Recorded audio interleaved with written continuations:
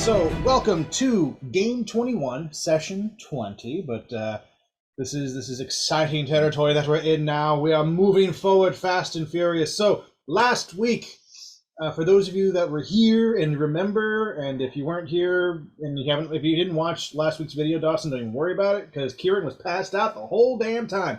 But we protected you. No kidding. The trio was masterful at keeping you safe, starting off with the fire in the tavern, as they all were dealing with the backdraft that was coming.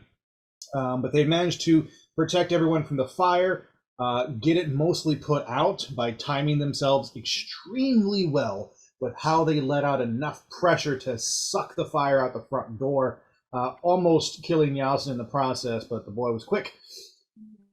And then we led into Grim and Estrella, feeling out the magical eddies in this Tavern of Realms area, and both of them locking onto the tracks and the battle that had happened between Nim and Cad Bane, and ultimately Grim feeling this portal, this eddy between realms, a thinness in the veils, and at cost to her own life, managed to open up a doorway from the Tavern of Realms to where Nim had been taken, to the Smuggler's Moon of Nar Shaddaa, as it's called, though nobody knows that as a character yet.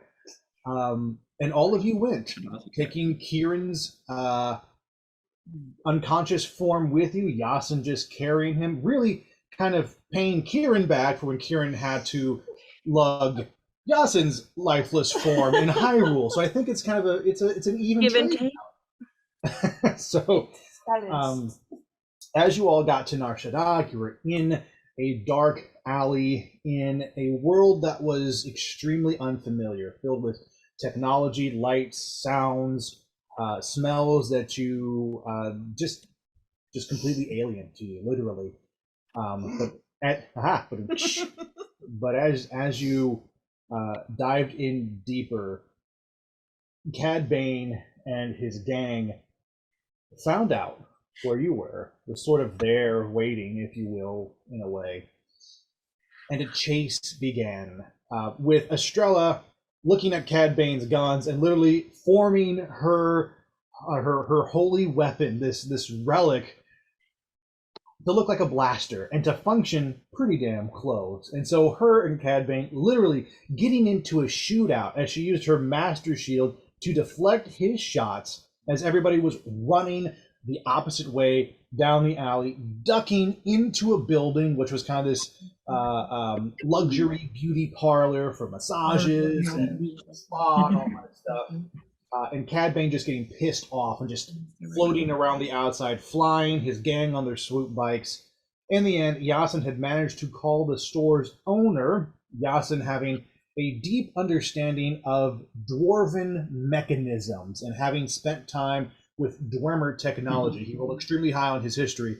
And so he does understand technology to an extent. And this world isn't quite as alien to Yasin as it is to Estrella and Grim.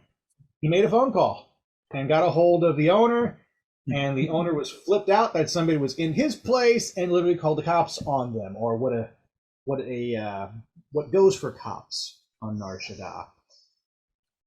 As Cad Bane is trying to burst in through the window upstairs, Estrella is there watching, and unfortunately is the first one to get stunned by his stun bolt. Grim not far behind as she rushes up the stairs to try and help her friend.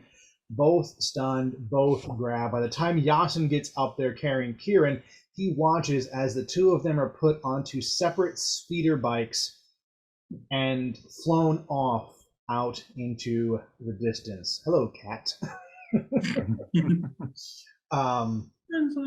It's at that time where we ended, as literally Cad Bane runs away from capturing Kieran and the others because he hears the sirens coming in and doesn't want to deal with the local authorities. And that is where he's going to be the next boss that you all will fight. Oh, that's worse. That's so much worse. Yeah. Come on. Nope. Why is that me? Little did we know that this was actually Shadow of the Colossus game. I know, And we have to climb all over it and like defeat it. It's a living monster. All right, good luck. I will put back up. Roll for initiative. So that's where we start tonight's episode. And we will start not with Yasin and Kieran, who Kieran is just starting to regain consciousness at this point, hearing the sirens, hearing the sirens come in, wondering where the hell am I? But as Kieran is getting footing, we cut to Estrella and Grim. The two of you are literally unconscious, knocked out cold, as you are taken on these speeder bikes deep into the heart of the city. Every now and then, the two of you will wake up intermittently and then be re-energized by the net. Electricity will shock through you, and you will pass back out. These nets are designed to keep people pacified and unable to do anything. But as you kind of wake and pass out, you see lights flash by, signs with weirdly shaped ladies, kind of like, dancing a little bit, kind of these like Las Vegas sort of neons, but their heads have these long tentacles that come down instead of hair, leku as they're called. And you sort of see a flash of that and get passed out by the net. You wake up again and you see this large Colosseum, very similar to maybe like a Roman Colosseum, large structures made out of mixtures of earth and metal, just all mixed together to form a round arena. And you're passed out again.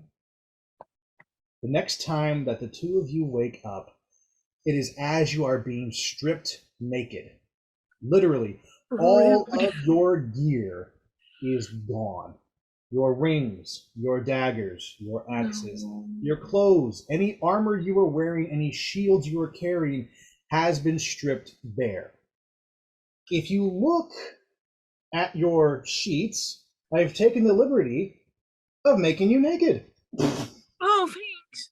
Grim, your AC has now been reduced to 10. Estrella has been reduced to 6. What a kid. 6? You two are squishy as hell. You are not wearing any armor. You have no shields, no weaponry. Literally, the two of you are buck naked. Not even kidding. You are naked, free hanging for all the world to see. Do I have my arm still? RD, I'm calling us squishies a hate crime. I'm not bad. I'm too tired for this. Your arm is 100% a part of your body, Grim, so they did not take that from you. Okay. What wakes you up is not just the sensation of your clothes being ripped off of you rudely, but this stream of water that just hits your bodies. And you feel yourself being pushed back against this rock surface. And as you kind of come to very quickly and abruptly, the two of you look around and you can see each other. And you see this alien figure, this big hulking man. He's all red. His face looks like it's a squid. He's got tentacles that hang down over his mouth. His David head, Jones? very similar, yes. Very similar to Davy Jones. He's got a very similar look to that. His species in this world is known as a quarry. And this guy just has a big hose and is literally hosing you down, as well as a dozen other new faces that male, female, alien, lizard folk, species you recognize and species you don't. You are all naked and afraid, being hosed down by this water. I love that show. And you just hear this guy in this big burly voice talking through his tentacles. That's right, we're gonna get you slaves clean if you're going to fight in the arena. And you are just being doused. Is there anything either of you would like to do in this scenario, or shall I carry us forward? I want to give you a chance if you wish to do something. Can I look around at the people I'm with? Mm-hmm. Absolutely. I want you to roll perception with disadvantage. You are being sprayed with a hose of water. True. Perception? Yes. I perceive the water. Okay. Awesome. It's cool. Excuse me, Mr. Kitty. No, you sit. Yeah, you can leave it. Let What's him your- say hello. What's your roll, Grim? What'd you get? 13? Okay. Wait. With a 13. Yep, go ahead. No. I don't have anything for perception. Cool. With a 13, the first person that you see is, of course, Estrella. She's right next to you on your right. And what you notice is that you've never seen her arm fully before. And it's worse than you think. All the wraps that she has, the armor, everything she uses to cover it, has all been stripped bare. And you're watching as this water is literally flecking flesh off of it, almost rubbing it raw in a sense, but it's already dead skin. And you're Just getting some debris. Yep, just Ew. past Estrella. You think you can see one other person that you recognize, and it's the elf from Faerun, the one named Strength. The old guy from the bar who told you first about the legend of Faunus and all that stuff. He's there, and you can see him, a proud elf, older. He's got his hair is pure white now at this point, but very proud, and he's just standing against the water and just glaring at this quarren. You see his form rigid, and nothing is moving despite the power of this water hitting him. He's pissed off.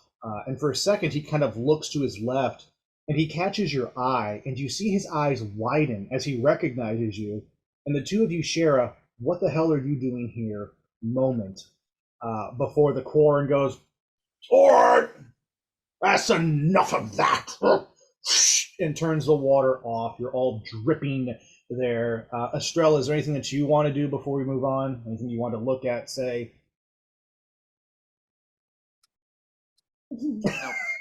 I got nothing, man. She's like, I got My You threw arm me for a chunks are second, flying. Luke. I had ideas on how to escape a kidnapping. Now I'm naked and afraid. I'm rolling with it. Go for it. What's happening? Keep in mind, Estrella, that as we talk about your arm, every item that you ever had was taken from you, including the vial that had the last bits of. I am keenly aware. Okay, just drawing that out for you. Just torture you a little bit more. As the quarren steps back, this big guy, and you notice now, without the water hitting you, that he stands somewhere around 6.5 feet tall. So, Grim, that makes him just a little bit taller than you. You're somewhere around 6 foot. So, he's intimidating, but not like out of your range. You're like, I've seen bigger. But he's got, like, his arm is like, I don't know, like your head on his arm. Like, he is built. This dude is big. Some helpers come around, and you can tell by the way that they're dressed that these are slaves themselves. They're wrapped up in rags. Their heads are low. Their shoulders are hunched. Grim, from your father, you know slaves. You've seen the things that he's done and dealt with in the world that he has been a part of. You know what these people are like. And they kind of come up to all of you, and they have just some clothes, just some basic burlap style clothing that they just kind of hand to you, and they go, "Yeah, please take these here for you." And Grim and Estrella, there's a slave who's handing each of you clothing. I take the clothing. Yeah. Others are being passed out to other people around you. As you look and everybody's getting dressed, there's other familiar faces that you see. And I'm going to bring up my notes to make sure I get this right.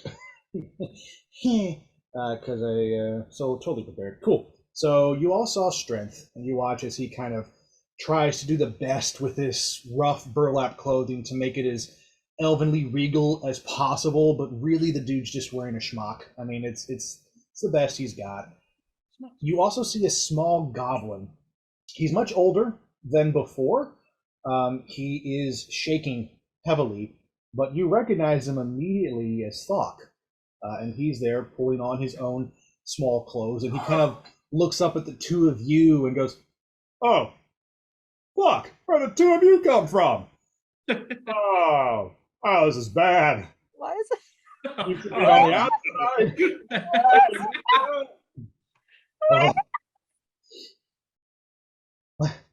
Hey, wait, who are you talking to, Thok? What's going on? What's going on? And you see this little cat guy come out around from Thok, and Seth is there. Not that it really matters if he's naked or not because he's covered in fur, but he's pulling on his clothes. And then you hear a woman catch her breath. And Estrella, she rushes up to you as you finish putting on your clothes. And she just wraps her arms around you. And she goes, "By the gods, Estrella, is it really you?" Is this my friend from the first few episodes, the doctor lady? No. Oh, it's not. It's not her. Backstory. The little girl. Yes. So as you pull back, Estrella, and kind of like, who are you? This grown woman.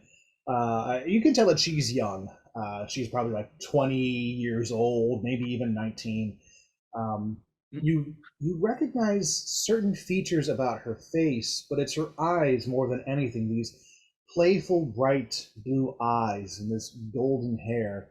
And you start to realize that she looks an awful lot like her mother that you met in Hyrule, who died as lasers rained down from the sky. You had gone out of your way, Estrella, to make sure that this little girl survived the attack, and she did. And she grew up and somehow made it to the arena with the rest of you. And she pulls back and she goes, "Oh, I'm so sorry, Estrella. It's been some time. I know it's been some time. My name is Lafia. I never got to tell you my name all those years ago, but I'll never forget you and that pretty tall lady. She kind of glowed. She was holding my other hand. Was that your patron, right? The deity?" Oh, I knew it. I just knew it. Thank you. Oh, I'm gonna give her a big hug. Watch your arm. I'm gonna give her a big hug without getting arm juice on her. Yeah, But I just mean protect your damn arm. So many pieces. We're gonna die. She holds you tight, and she goes, "I'm so sorry you're here. I'm so sorry, Estrella. I prayed hard that you and the rest would be safe from all of this, but we'll make it out, won't we? I mean, you're here. You saved us before. I know you have a plan, right? We'll get through this." And she looks at the others. She goes, "We're going to get through this. I swear we will. By the goddess Hylia, we will do this. I swear." And she's on the verge of crying, like her anxiety is taking over, but she's trying to hold herself together and to be strong in the presence of her hero, Estrella. Can I make a wish that I threw? Oh my God. Okay. That I threw Kieran. What? Can we go back in time and I'm not get kidnapped? I would throw your lifeless body at this person now. Nope, sorry, you're stuck. He wanted you anyways. I should have just gave him to you. Yeah, there's the Grim we all know and love. Wow. You changed, Grim, you grew a heart, and this is what happens. No good deed goes unpunished. Not as him as the DM. Estrella, I see something in your eye. Estrella's gonna take a second and regroup. She's freaking out and everyone's freaking out. So she's gonna put on a brave face, fake it till you make it. I'm just gonna grab her by her shoulders and say, "Yep, we have a plan. We're gonna keep everyone calm. We're gonna get out of this." And then I'm gonna turn to Grim and I'm gonna go, "What the fuck?" Everyone just remain calm. I'm gonna be like, "What's the plan? You have one?" Oh, you two always have a plan. I mean, come on. We got oh, and you watch him kind of like catch himself a little bit, and he kind of holds his back and he goes, "Oh, not as strong as I once was. It was a rather shitty time to get captured, if you ask me. Normally, by this time in our life, goblins just go off into the woods and die. But well, screw me, right? Wow, it's terrible." Strength walks up now, and you just hear him all very stoic. Grim, Estrella, I see we have all been caught in this predicament. Rather unfortunate. How much time has passed for the two of you? For us? For you, it's been weeks. I was gonna say a few weeks. Interesting. Indeed, hopping through realms does change time. It never stays the same. Since the last time that we talked, it has been almost 10 years. Thonk is right when he says that he is at the end of his life. It is the goblin way. Many of the humans that you met are also, well, and he kind of has almost a misty look in his eye. Silda, who you met earlier, the old man who was a magistrate, one who kept the peace, the cowboy, as he liked to call themselves, he passed away last year. Out of old age, mind you. He lived a long life, but it is the way of humans, and do not seem to last as long as elves. It is unfortunate. How long has it been for you? Oh, 10 years since I've seen you. Just be Oh. Much time has passed. Good things have happened. Unfortunately, well, an incursion of some sort happened. Our worlds collided. Some were sent, like any motions to Seth, to Hyrule, who then somehow made his way here. Others of us remained straight here. Apparently it doesn't matter. In the grand scheme of time and reality, we've all wound up in the same place. Goody. That's enough talking from all of you. We're all here to chit-chat. And that's literally the sound of him moving his tentacles. This Corn walks up to all of you. I see that you all are abreast. You, what are the pointed ears? And of course, he's looking at you, Estrella. That arm won't do. And he pulls from his own tunic that he's wearing, and he just Yeah, and rips it, and he goes, "Cover that. You do not want to show weakness." Yeah. Better than it could have been. I thought it was going a different way. I thought he was. I was like, bro, I can I'm push naked him out the and way afraid, and I'm about to get get down a limb, and I was just. He hands you this piece of his clothing to wrap your arm up and to hide it from everyone else. I'm gonna grab it. Okay. I'm gonna make a face about it though, and I'll wrap it up. I assure you, it's cleaner than what you're wearing now. Well, then why'd you give us a bath? If you were just gonna put us in dirty clothes, you're talking smack about how we were dirty. Fair point, Grim. Fair point. Whatever. Now that you're all properly covered, follow me. And don't think about trying anything. There's nowhere to go. I've tried. And he just turns and walks. In the middle of space. Fuck me. You've seen people, the people that you don't recognize, they immediately start following this large Corin male, who's not told you his name yet, but he's walking, and you see that there's only one way out of this room. There's a doorway towards the back that opens. As he gets close to it, he types into a pad, and the door opens, and he walks through. He doesn't even look behind him. Can I do perception to see if I can see what he types in? Sure. Cool. Smart thinking. Stella's like, 14. I have nothing else on me. 14.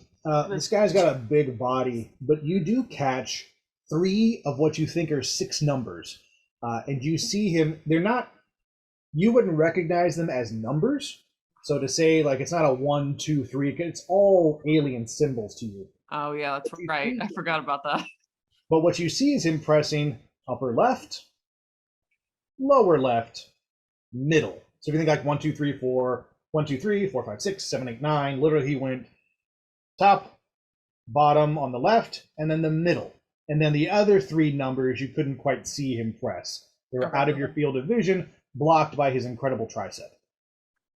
Incredible. It's huge. It's just glorious. But you see those. Okay. The only group that's kind of slowing down and not sure what to do are the people you all know from Faerun. Strength, Thok, Seth, and the 2 of you. And they immediately look to the 2 of you for leadership, as in, are we going? Are we staying? They'll follow you and your lead. What, through the door? Yep. Yeah, they're waiting to see what we do. What's the tentacle man doing? He's gone. You can't see him. He Walking. walked through the door and he's out of sight right now. What And do the I see last- through the door? Yeah, he's through the door. No, what do I see? Oh, Rude. you see more rock lighting. You see lights in the sense of like there's like a light on the wall and then like an electrical cord that leads to another light, and then after that it's out of your view. I'm gonna go mage armor, Okay, and then I'm gonna walk through. and you can do that. And mage armor I believe gives you like 3 additional AC. So yeah, that brings you up to like 13. Not bad. Cool. Can That- I Yes. do another quick perception check to see if there's any other? Is this an empty room? Is there It is. anything else? You don't even have to roll for it. Okay. It is rock. It is rock It's just and rock, lighting. okay. You Like- see where there are multiple stations for like hoses that have been kind of wrapped up. This place could easily service 3 dozen slaves at a time, just being hosed down and processed out. It's Okay. a big I rocky. mean, Alright. to be honest, I'm just going with it until I figure out what to do. So Yeah, we'll I'm gonna tell I them. mean, still ask us because I might come up with something. But I Mhm. was just telling Estrella. I'm gonna tell them to stay. So if Grim is already walking, I'm gonna gather everyone and tell them to stick together, stay behind Grim, and I'm gonna go behind them. So we're just kind of on either side of them, and we'll just follow. You all are so cute protecting your NPCs. I love it. And so Don't kill my emotional support NPCs. you notice that Lafia, who's the little girl that you saved, Estrella, she stays closest to you, and she's in the back and just kind of hanging there, and she kind of holds her hand behind her and like asking for your hand, you know. Give her I'm your gonna best. hold your hand. And you kind of feel her give like a quick squeeze, and she hangs on, and all of you walk out. Is she As you scared? Is that head why out, she's squeezed? Hmm? She's scared. That's why. Yeah, just Oh, yeah. comforting, reassuring squeeze. yep, reassuring, like, but it's one of those squeezes where like you know Lafia is scared, but she's also trying to be strong for you, Estrella, as much as you're being strong for her. She's a brand new adult, and she's like, I can do this, you know, you're my hero, and I'm going to be your hero, kind of a thing. Now, That's exactly what I said before her. I said, my hero. as you walk out, Grim being the first, but everybody else kind of catches up and sees this. You see that the tunnel forces you to the right, and into another chamber. And within this chamber, as you all walk in, this place feels like a holding cell. There are benches around. There is a table in the back that has a very small spread of food, basic things like some bread, what you imagine is like a pitcher of water, a little bit of cheese and some meats. Nothing fancy, but enough to keep you all healthy and alive.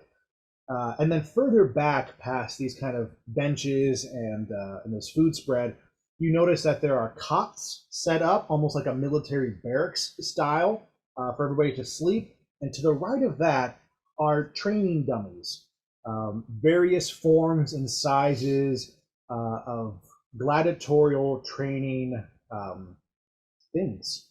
There's heavy bags, there's weights, there's archery targets and things like that that are all set up. Not a weapon to be found, but you immediately get the sense that this place is designed to train an army.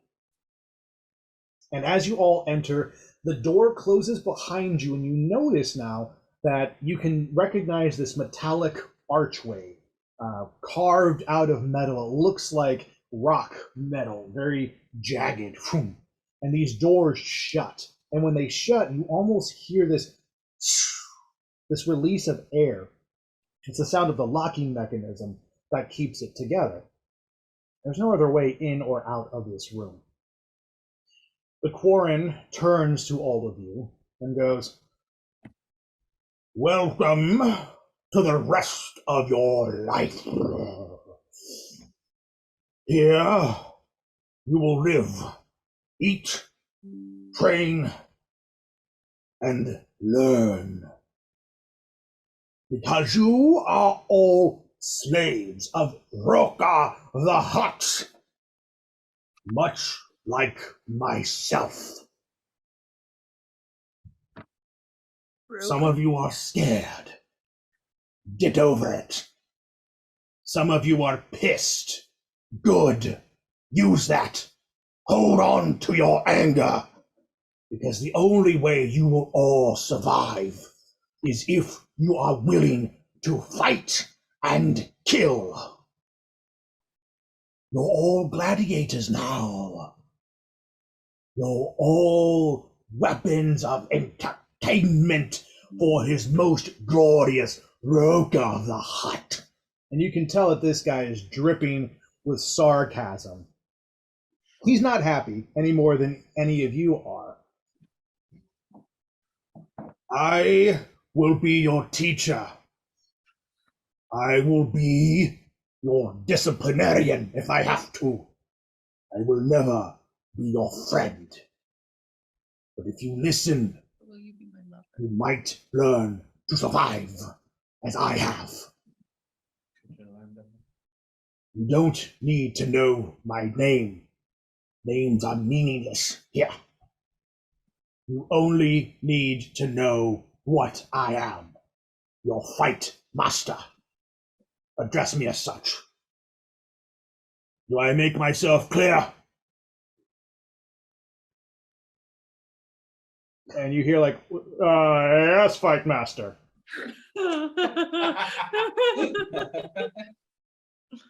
"That will do. For now, eat, choose where you wish to sleep, and think about how you will kill each other. I will be back later to show you how this will all go down. Good luck." And without any fear, you watch this Quarren walk through all of you. He takes a second glance at you, Grim.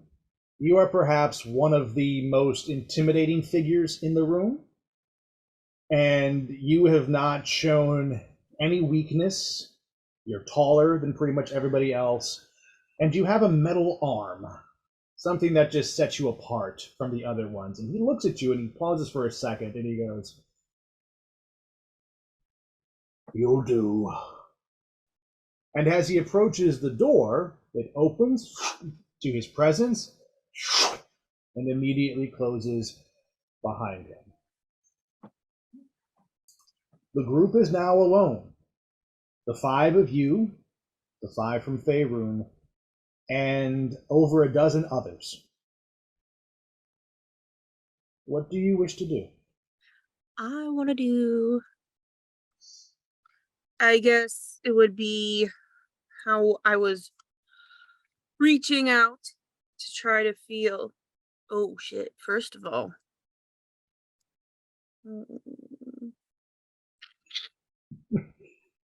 Now I have to decide because I know you won't let me do two. What do you want to do? I'm going to. What did I send Alexander to do? Alexander's waiting on you.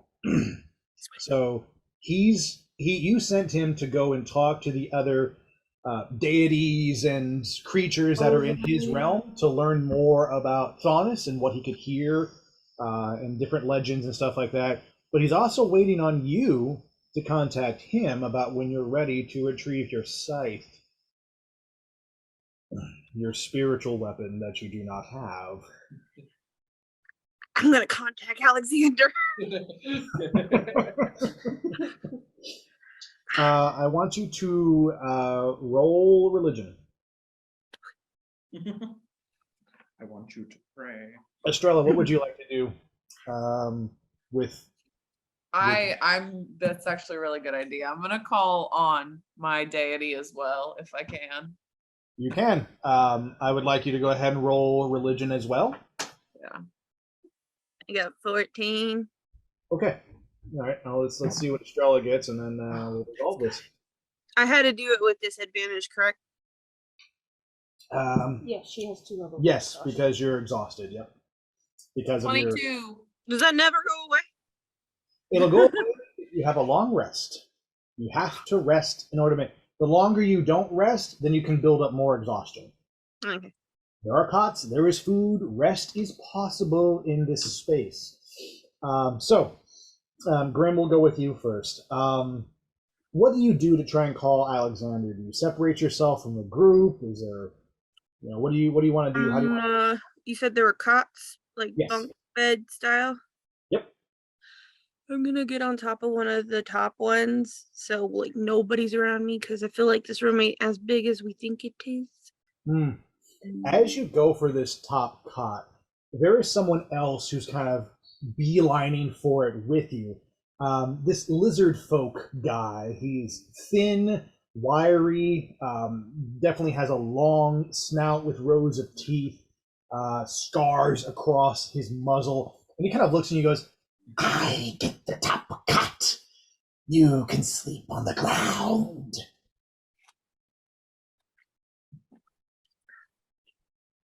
The urge is strong, but I'm gonna try to hold back.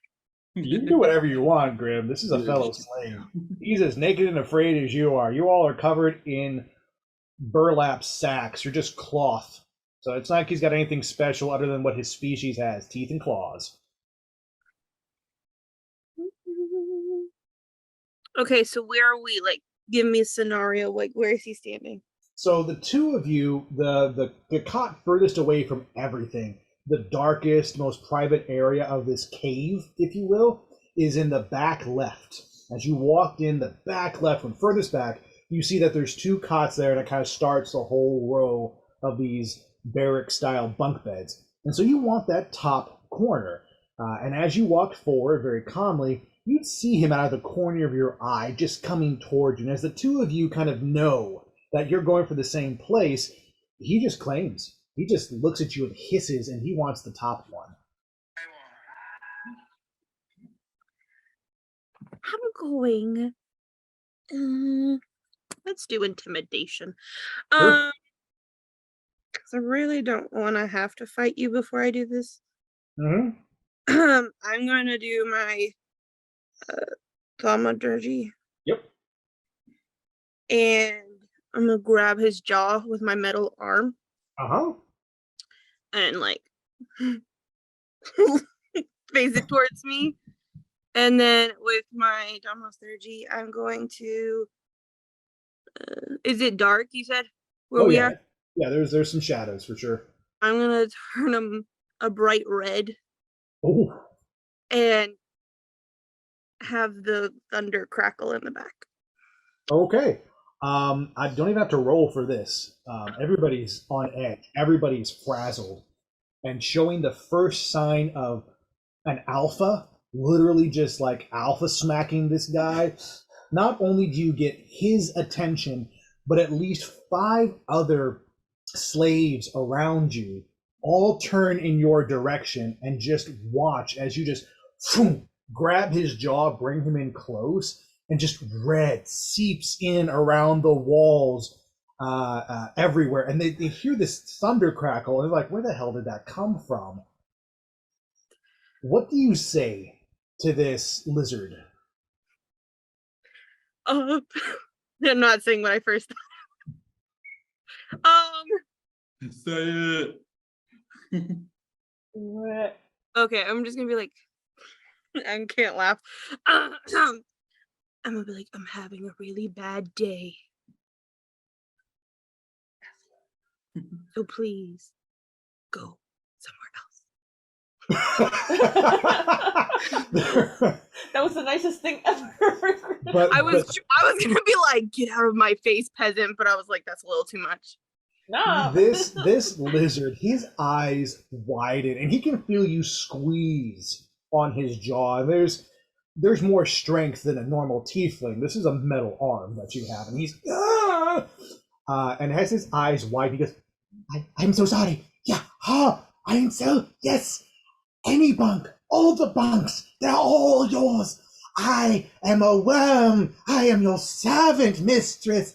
Please don't kill me. Please don't kill me. Please don't kill me. Please don't kill me. I'm just gonna kind of like clunk, just pop it open and just be like, Yep, and you, since you're taller, and you kind of raised him up, he kind of slumps back down, and he just scurries away. Thank you. And you watch him scurry, but he scurries to the table with food, and as you kind of get on top of the bunk and settle yourself and kind of you're ready to talk to Alexander, you sense his presence again, and he just goes, yeah, and he just leaves a plate of some bread, a little bit of cheese, and a cup of water on it, and just runs away. But like he's you have a little servant dude on your side here if you need him, this lizard. But yeah, he just leaves you that food as a peace offering. He runs away. And you are able to kind of reach out and try to talk to Alexander.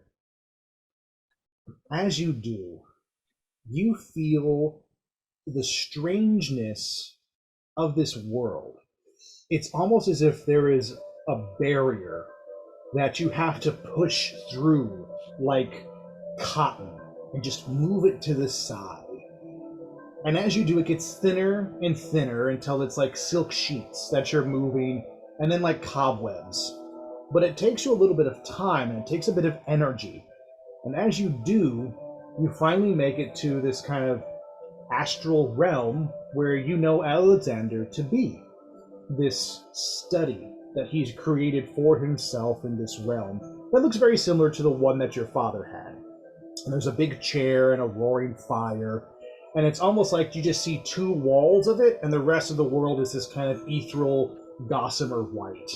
And he's got his little brick steady, and he's actually sitting there waiting for you, and he's like tapping his foot impatiently, like he's been waiting a while.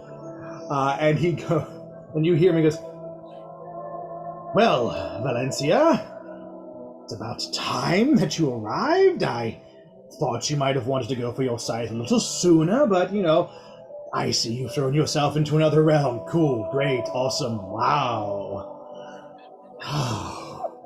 let's just go.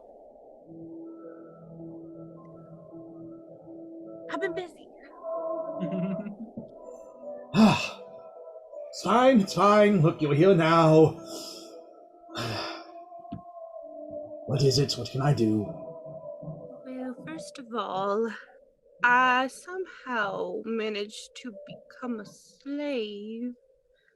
Well, I'm fully aware of that. Oh. I watched them strip you down. Indeed. You nasty pervert. I'm just saying, it was... Anyway, so yes, yeah, you're without all of your armor. I don't recognize the world that you're on. The realm's magic feels different. The way it's connected is alien to me. It's difficult to understand its flow. This connection won't remain long between us. What is it, Grim? Well, first of all, hello. Hi. Second of all, did you find my scythe? The scythe, yes. I could take you now, but your body will remain behind. Do you feel you're in a safe place?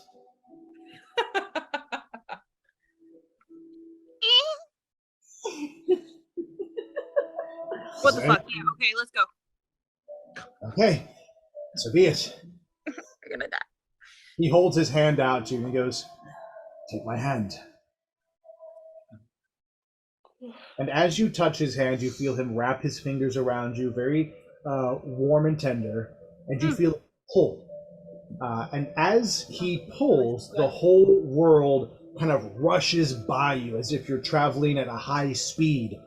And you see clouds and other rooms and buildings kind of fly by you. The other worlds that these astral beings have kind of created for themselves, you see them all rush by. And you look, and some have like studies with potions, others have libraries, some have bathhouses. They all have their own little slice of the astral plane, if you will.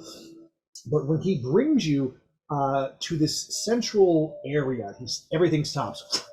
You feel your kind of your stomach catch up to you.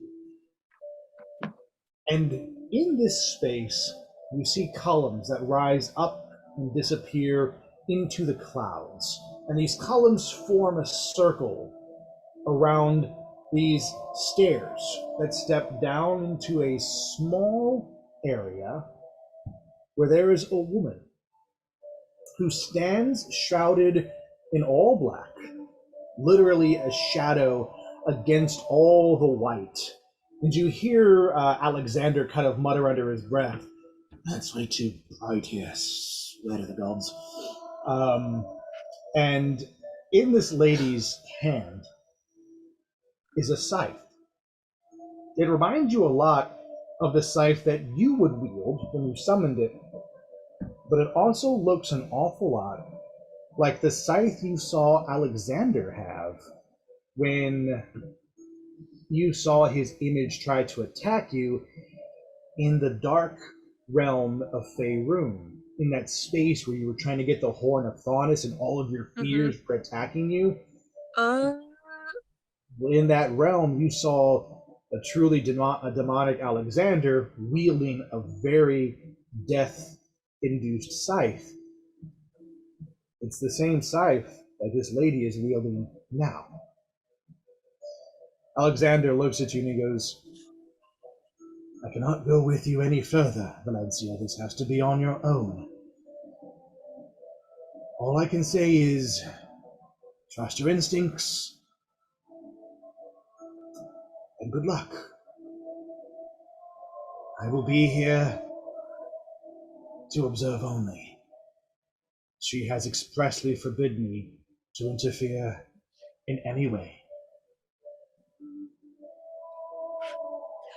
I'm gonna get really close to his ear.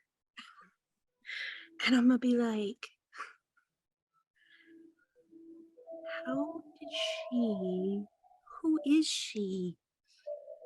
How did you end up giving her your scythe? Give is a strong word, dear. She took it. Well, because she's a child? What do you mean she just took it? How can she take something that's yours from you? Isn't it, like, bonded to you? Indeed, it was bonded to me, and now it no longer answers my call. I am as in the dark as you are, but when I confronted her, she's out of my league, Valencia. All that you've seen me do, she is a step above. But she wanted to meet you. So, she won't kill you outright. I know that. Well, thanks. Okay. Talk to her. The rest is up to you. That's all I know. I'm gonna take his chin with my melon.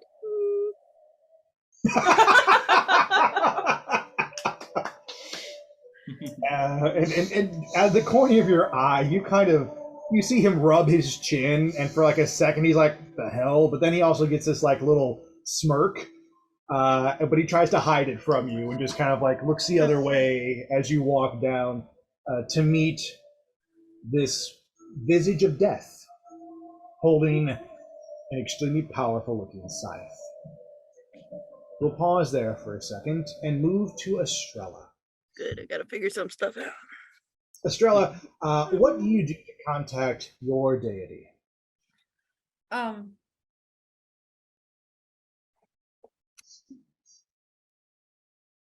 What's the little girl's name? Lethea. Okay. All right. I'm gonna see if I can. Dang it. I like her. I don't want to have to fight her to the death. I don't want to make this a moment. Maybe I will make this a moment. Can't you just ask your goddess to take her away or something? If you're really worried about her. Maybe. Damn it. I like her. I'm gonna ask her to come over here with me. I'm gonna tell her I need some help. Okay. And I'm just gonna, cause she's familiar. That's why I'm picking her. She's familiar with my deity. And so I'm gonna ask her to just like pray with me for a moment, like call out for help, basically. Maybe from both of us, it'll be a little bit stronger. Oh, you're trying to contact Lunis, the other woman who held my hand way back when. Yeah. I would be happy to, of course. I need to thank her too. I was so young. And she grabs your hands, and the two of you get into a kneeling position. And she immediately bows her head and just starts whispering small prayers. And after a small time, you follow her as well, and the two of you start to pray. And you feel an energy pass from you to her to you. And suddenly these prayers that are just kind of random, coming to the top of both of your minds, become unified. And the two of you start saying the same words together in Elven. And after a very short time, there is a bright light that fills your vision and Lethea's. Only the two of you can see it. And in this space, as everything goes white, appears Lunis, as if she's sort of walking out of the sun.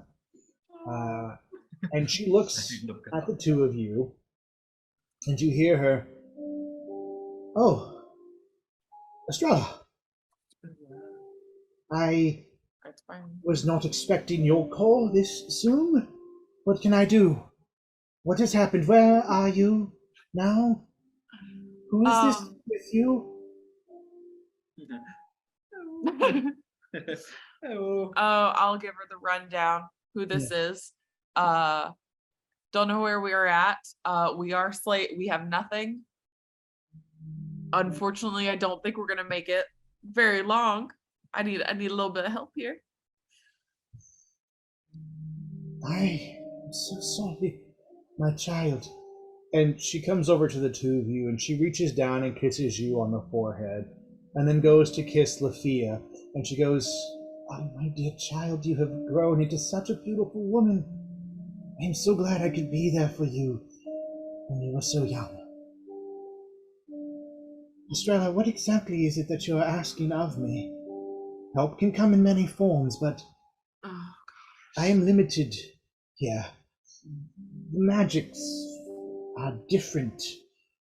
There is a force that I do not comprehend. It flows through light and dark, and I do not exactly know where I fall in all of this.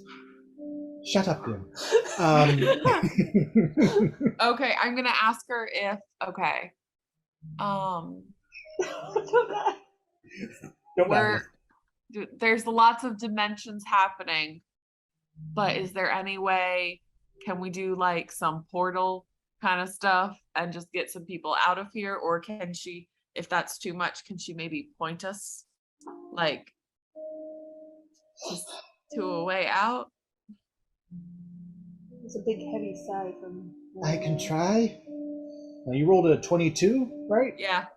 Cool. That's a good boost for your deity.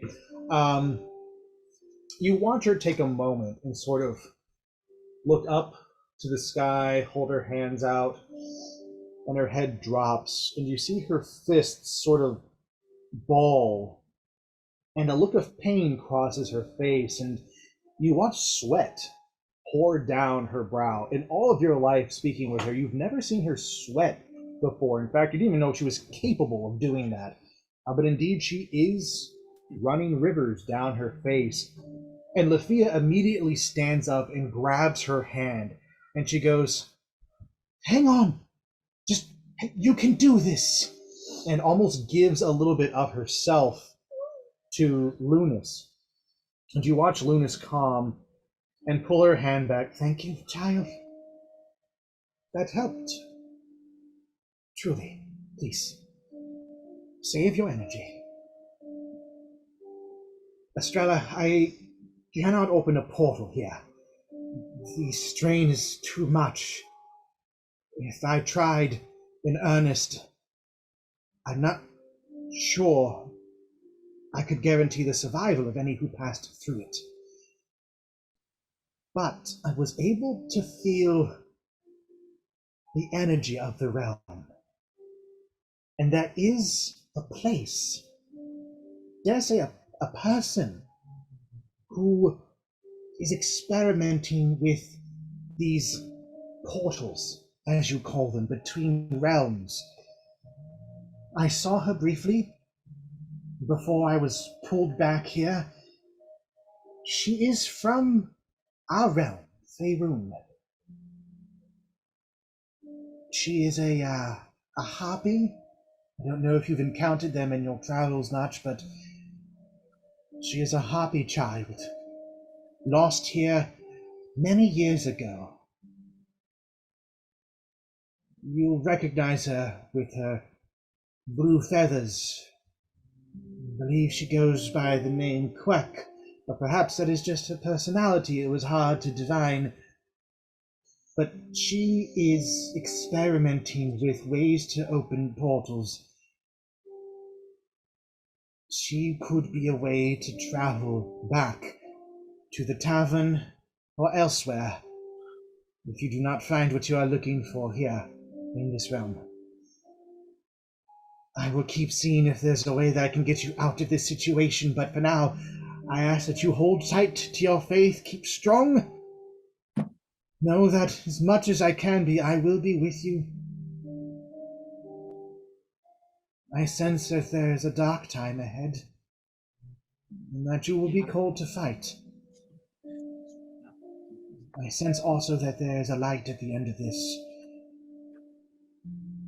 Hold on to that hope, child. It will see you through. I must go now. The strain is immense. This world is odd. Do you need anything else before I go? Oh gosh. Oh, can she give me like a spiritual, like a heavenly knife? A weapon. Your spiritual weapon will always be there when you call upon it. You are wise to look at the weapons of this world and imitate them. It worked once for you. I can guarantee you it will work again. Study this world. Know its secrets, and when you call upon my power, it will manifest as you need it. Hold tight. Lafia, in you, child, I sense the beginnings of a cleric and the potential for a paladin. My dear, hold tight. I will be your patron, your deity, so you choose. Fight with my strength, child. I will leave you both now. And as she pulls away, the light fades, and the two of you are together. And Estrella, you sense in Lafia the same deity energy that you sense from all others in your cleric order. This gift of the goddess Lunas. And Lafia can sense it in you. And the two of you know that you have become kindred souls, not just in the experiences you have, but in the faith that you now both share.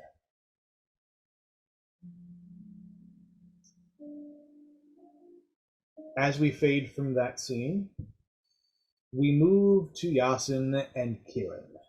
Oh, hey.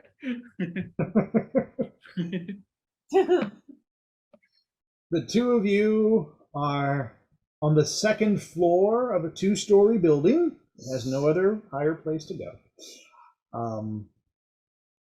Kieran, you are waking up, groggy as all get out, but snapping to, as you see that you are in a strange place. In the distance, the two of you can hear sirens.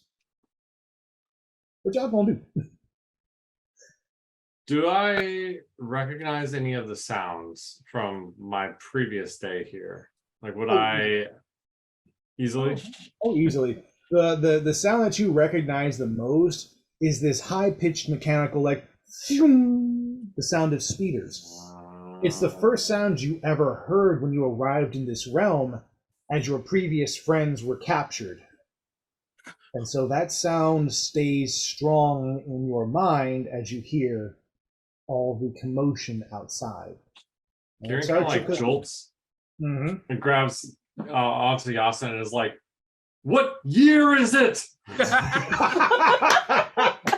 No, he's like, "Is this now?"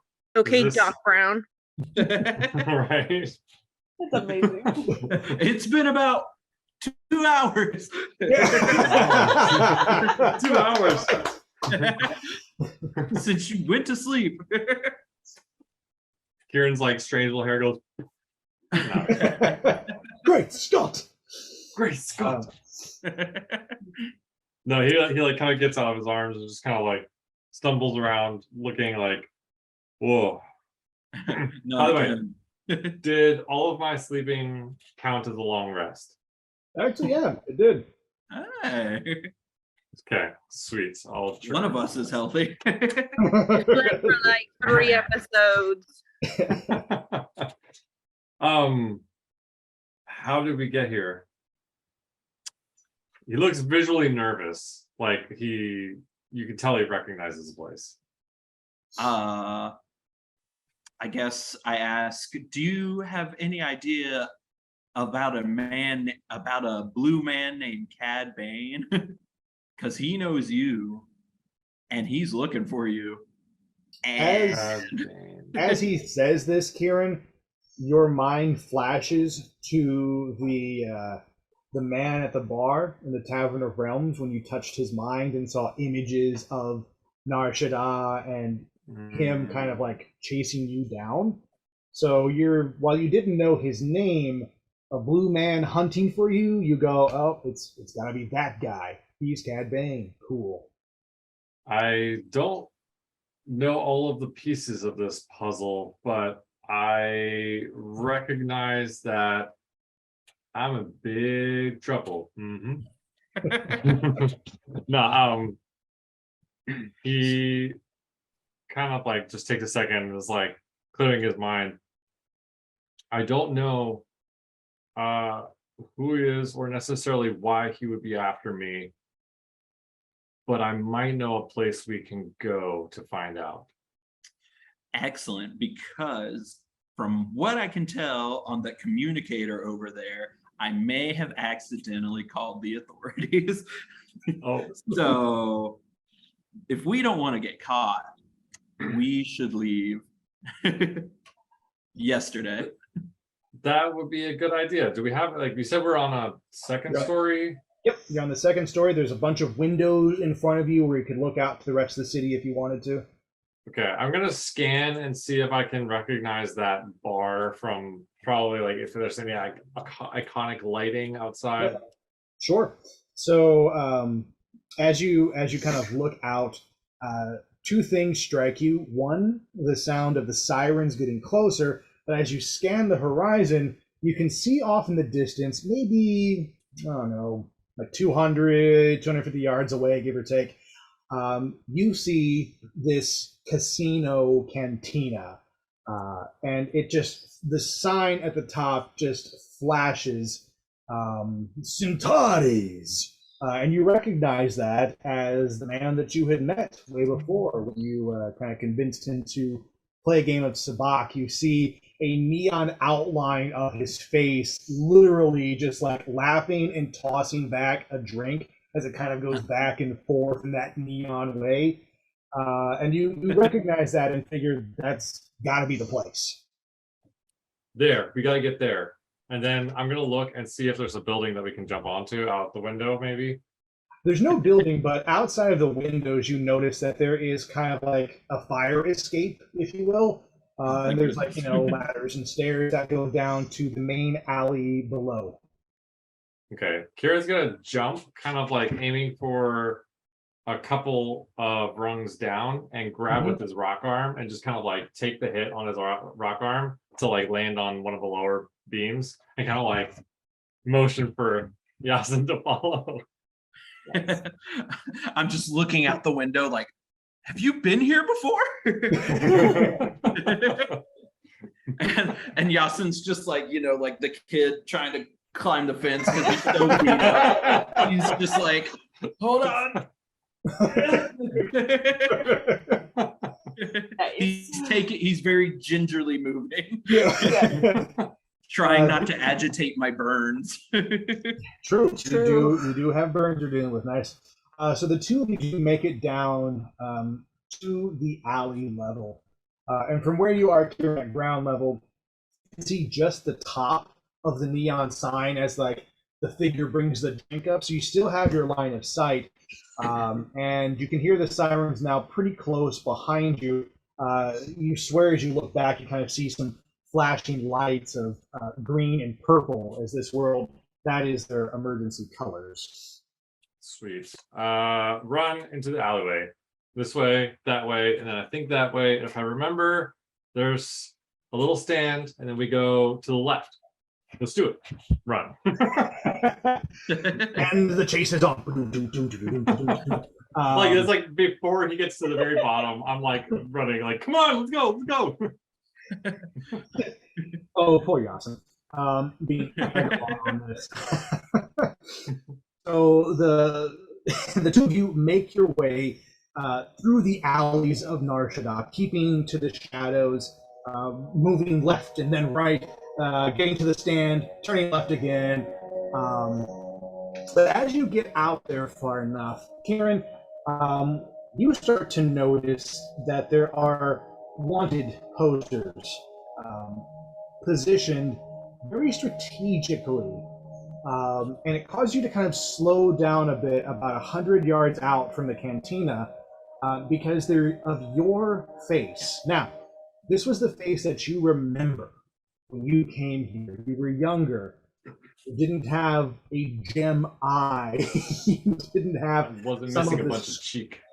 Some of the scarring and markings. Your rock arm was more together and looked more seamless with your body. You've gone through some changes, and it kind of strikes you now how much you have changed in such a short amount of time between who you were the last time you were here and who you've become.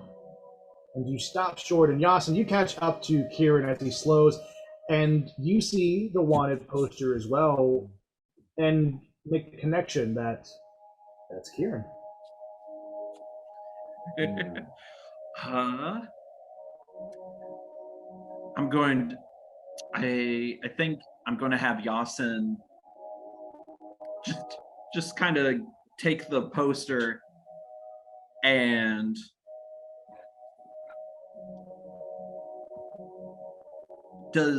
ask Kieran what I'm assuming that we're in a quiet space, like, what happened here and why are you wanted? Well, there may have been a game of sabacc, and I won quite a large loot. I may have won a card game. Okay. That had high stakes and then vanished with all of the loot. It might have something to do with that. It could be something else. As a pirate, I completely understand. Say no more. Yeah, Yes. But I guess maybe like we're like in the alleyway, like just in the shadows. There's like an empty way. And right before we get out, I'm like, we may actually need to take another approach and lay low. So That's fine with me. where you are now, imagine that you have stopped at a large wall. The alley kind of ends in this wall where the poster is, and you're hiding there in its shadow. Around, if you peek around the corner, is a bazaar. There are vendors with food and clothing, jewelry, strange creatures in cages being sold. The two of you have seen things like this in Faerun all the time.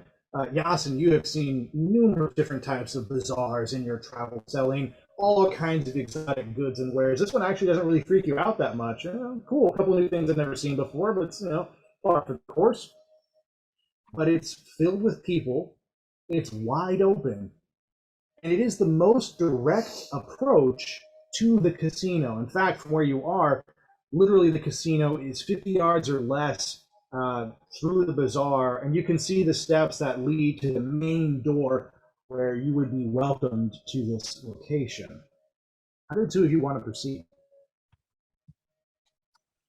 I think we should check the coast is clear as it can be in a crowd of people. Yeah. Make sure there are no other blue men on the lookout. Yeah. Is there any like dumpsters or like trash and stuff around us too? Roll investigation. Okay. Okay. Investigation. That is 17 plus 3, so a dirty 20. Okay, and then Yasin, what did you get? 11. Okay.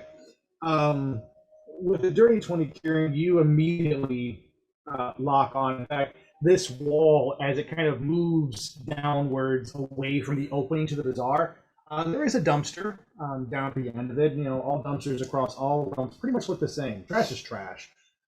You do notice it down there.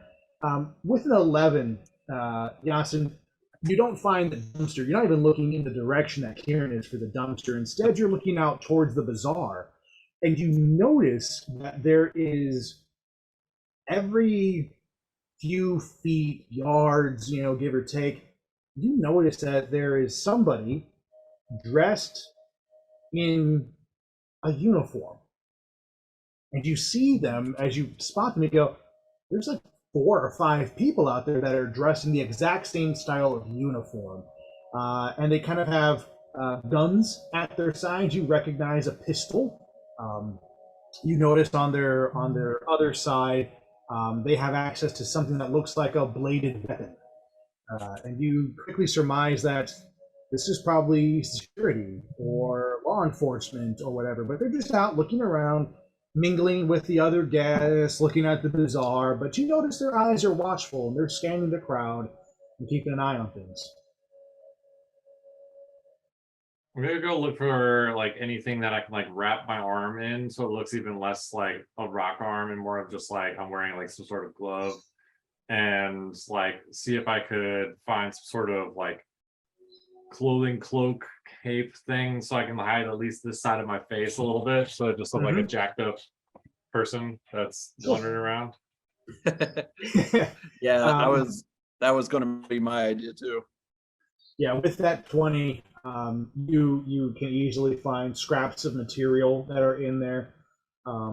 Between two different cloaks that were thrown away and tattered, you kind of combine them to go over your head and fill in each other's gaps, and so you now have this patchwork of green and red in these cloaks that are just kind of folding over your head, kind of pulling it over to cover your face. You wrap it around a bit like a scarf, and then you find this bright gold material. It's the only other cloth that's kind of left and not covered in what you assume is some rotten food, smells that you have never smelled before and never want to smell again. But it's clean, and you're able to wrap it around your arm very tightly, tied off at the top, tucking it at the bottom, and you now have this golden sleeve that hides underneath your cloak hood combo that you've made. You're a bunch of garish colors put together, but you don't look like Kieran anymore. You don't look like the poster. Sweet. All right, I'll kind of like tidy Yasin up as the adrenaline kind of like simmers down from waking up in a crazy scenario. I guess we go to the bazaar then. Is that our best bet? I think so, but let's take it. What's the phrase? I can't think of the phrase, but blend in to the crowd, hide in plain sight. There it is. Nice. Fly casual. So I would like you to roll stealth with advantage, because Yasin's approach is the best way to go through this bazaar. So let's see how well you can keep yourself out of the eye of the law. With my armor, I have disadvantage on stealth. Do you want me to just roll natural stealth then without advantage? No, roll with advantage. You are covered Okay. up, and Yasin's plan, take full advantage of the advantage. 14. Okay? 20. 20. Okay, cool. So natural 20? Oh, hell yeah. Okay. Oh yeah, Oh. sorry, natural 20. Oh, that's a big deal. That changes everything. Okay, so as the two of you walk out, Yasin, you instinctually take the lead, and you set the pace for everything. Your pirate swagger comes out in full force, and Kieran, you watch Yasin change before your eyes. You've always seen him as a mix between being someone who is shy and reserved, and then just amazingly serious and deadly. And these are the two sides you've seen the most. So this new Yasin surprises you. He is charismatic. He's funny, witty, and immediately you start talking, flirting, and chatting up the crowd as you pass. You go by this bazaar with food, and you're like, oh, that smells amazing. How do you make that? And someone on the other side speaks basic, and you two get into a small conversation about, the best way to go fishing, and wave and move on. Nobody sees Kieran because of you. You are taking the limelight. And in fact, one of the guards takes notice of your carefree personality and kind of steps up to you and goes, well, how you doing there, Mr. That's I was about to say that's going to be Yasin, my good man. Yeah, Sam, I don't think I've seen you in these parts before. My name's Dumas, and I'm part of the. Yeah, shut up, Mike. It's nice to meet you, wife. Yeah, I just, I've never seen you before. What brings you to Narsha? We won't get many visitors around here. You know what I mean? Well, I just kind of blew into town last night, and I'm looking for, I'm looking for the highlights of Narshada. Yeah, I know that. Absolutely. The best place for you here, if you're looking to kind of sample the cuisine and the drinks and the atmospheres, right back there. And he kind of motions behind him. You're literally like 5 yards away from Centaurus, from Centaurus's Cancino, and he goes, Centaurus's. Yeah, it's a great place, good establishment. He took ownership maybe about 5 years ago. Really shook up the place. Really, really, really great stuff. Nice. The bouncer up there is my cousin. I could probably get you guys in. There's usually a long wait. It's terrible. I mean, it's so popular. And he kind of like holds out his hand in a way that you've seen before, like rubbing them together and kind of, I could get you guys in there. You and your friend here. Imagine my friend. No, imagine it's Yasin who's like super smooth in this environment, and then I look like straight up, Robin Williams in The Hook whenever he first gets in there. The first scene when he's like in the pirates, sticks out like a sore thumb. Yes, me and my friend would love to go in, and I'll reach into my bag, and I'm from a far way off, so I don't know how well this will translate, but I guess I'll give him like 5 pieces of gold. Oh, that'll translate nicely. Gold's gold, my friend. Gold is gold. Anyway, follow me. And he starts to lead the way and kind of starts chatting you up as you guys walk up the stairs. And he gets to the front, and you can see that there is indeed a long line, like there would be at any kind of a popular nightclub. It wraps around the back of the building and down another street. And there's this, other imposing-looking bodyguard guy up there. And he kind of has his arms crossed until he sees your guard come up. And he goes, "Hey, Tomas? Is that you, Tomas? Yeah! How's it going, Pluto? Yeah, man, look, I got some friends here. They're just, they're looking for a way to sample the sights and the nightlife." And he goes, they loaded, right? That they are here to sample everything? I pull out another 5 pieces of gold and like flip them at Dumas or Bluto. I flip him at Bluto. You watch him just like grab him like with this like a casual ease, grab, shove in his pocket, turn, push the door open for you. He goes, you're gonna fit in good, right? Real good. Come on in. All right, guys, that's you enjoy yourselves in there, and if you need any more help, you can find me out here. My shift is good for about another 5 hours, and I'm always willing to help. You guys have fun.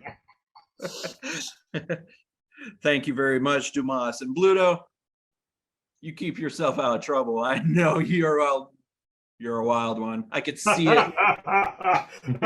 He just like pats you on the back, like you. And he closes the door, and he's still laughing.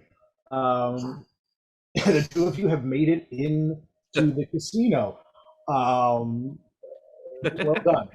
Well done. Yasin's flair got you all quite easily. Inside the casino, you are assaulted with lights and sounds. All of the neons that were outside and sort of spread apart so that you could sort of process them are everywhere. And for a split second, even you, Kieran, kind of get disoriented with all of the flashing lights and everything that is going on. But at the back of the casino, as the door closes and kind of makes a clunk sound, you see Centaurus. And he gets up and turns to look at the door, and he makes direct eye contact with you, Kieran. And you see him glare. And Yasin, this is the first time you've ever met him. This is a blue-skinned man. He looks like he's human. He could be Genasi. The two of you look very similar to each other. A pale blue skin, he has black hair. But what separates him from other Genasi that you've met is his eyes. They're red and they glow. Not like Cad Bane's, who is a completely different species. His eyes legitimately glow. There's as if a light emanating from inside of him. His species is Chiss, like Grand Admiral Thrawn, if you remember him. And he stares at you, Kieran, and from across the cantina, across all these casino sounds and everything, you just hear him go, "You! Oh, shit. You're not welcome here! Guards! Seize him, please, and bring him to me." No, I'm gonna say I can walk myself, and I'll just kind of like walk towards him, kind of confused, because we were on, I thought, decent terms when we left, but I did beat him, so maybe he's a little sour. The guards refrain from touching you or Yasin as the two of you walk through the people who are really just more focused on all of the games of chance, the slot machines, the sabacc games, the roulette wheel, all that kind of stuff is present. And you get up to him at his spot near the bar, and he's kind of right across from the stage. Yes, Kieran. Before we do, Kieran is going to use a skill that he has not used yet in this campaign, Mm-hmm. and he's going to skim, because it's busy bustling lots of people, right? Mm-hmm. He's gonna skim a few pockets. Sleight of handing. Okay. All right. Look, Roll sleight of hand. With the intentions of, here, let me roll first. Yes. 19. Okay. What are you looking for? What are you trying to grab? Anything in particular, or just whatever you can get? I'm trying to grab, I'm feeling for like small weapons in the hilt of a belt on that level, like a daggers or like little blasters or anything small that I can just kind of grab and have on hand for possible use later. Sure. That he would not anticipate me having based off of the guards skipping. Yasin, you can see this being just behind Kieran, but you're helping to sort of block the view from the other guards who are behind you as you watch him. And it's impressive for you, not out of your own skill level, but you're like, damn, Rock Boy can pickpocket. And you're just watching him like casually bump into people and his hand moves up their body. I'm so sorry. Boom, moves on to the next person. Oh, pardon me. And his hand slides across their back. It's all very calm and natural. But at one point, you see him bump into this human gentleman at a slot machine. And he kind of leans over him going, oh, man, I've had so much to drink. I'm so sorry. And the guy looks at him like, yeah. And goes back to pull. And as he pulls, Kieran's hand slides from his shoulder down to his belt. And you feel a small holdout blaster. It's a gun. You guys are familiar with pistols, just not the fact that these shoot lasers. But Kieran, you've seen a couple of laser guns last time you were here, and you feel it. And as you pull out the blaster, you just put your hand on the small of his back and sort of shift and drunkenly put it into a sleeve that you have and that you've makeshift around. Just kind of shove it in there and continue walking down. The guards like, hey, come on, keep going forward, all right? Shit, I ain't got all night. Just get over to Centaurus. I'm going. Yes. Where you weirdos are coming in this canteen. As you get close enough to Centaurus, he glares you down, Kieran. And you hear him talk, and he's mad. Kieran, why would you come back after all this time? Did the posters not keep you away? Did the bounty hunters not? Why show your face now? I'll just take off my hood and show what my face has become quietly and just say, you just hear him gasp as he sees your eye and the scars on your body. why else? Maybe I need something from you. You've got a pair of boulders, my friend. I suppose we can talk a deal. Who's your new friend? Not traveling with the same crowd as last time, I see.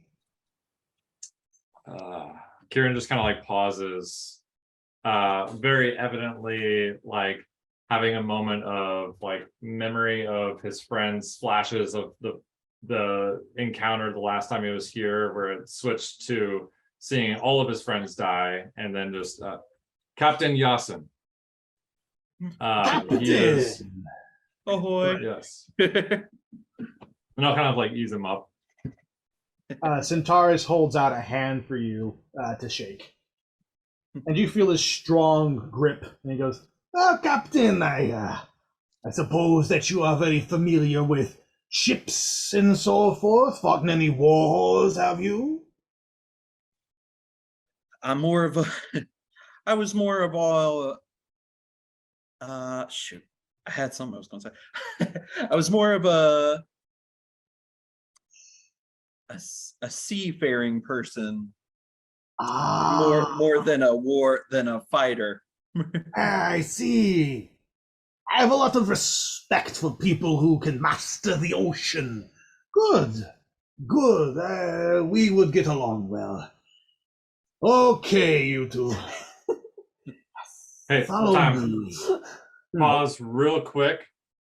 Giant cockroach I need to take care of in the bathroom. Apparently, the exterminators that were here did No not worries, man. take This care is- of it, so I'll be right back. You got this. This is where we're ending for Yasin and Kieran. So Okay.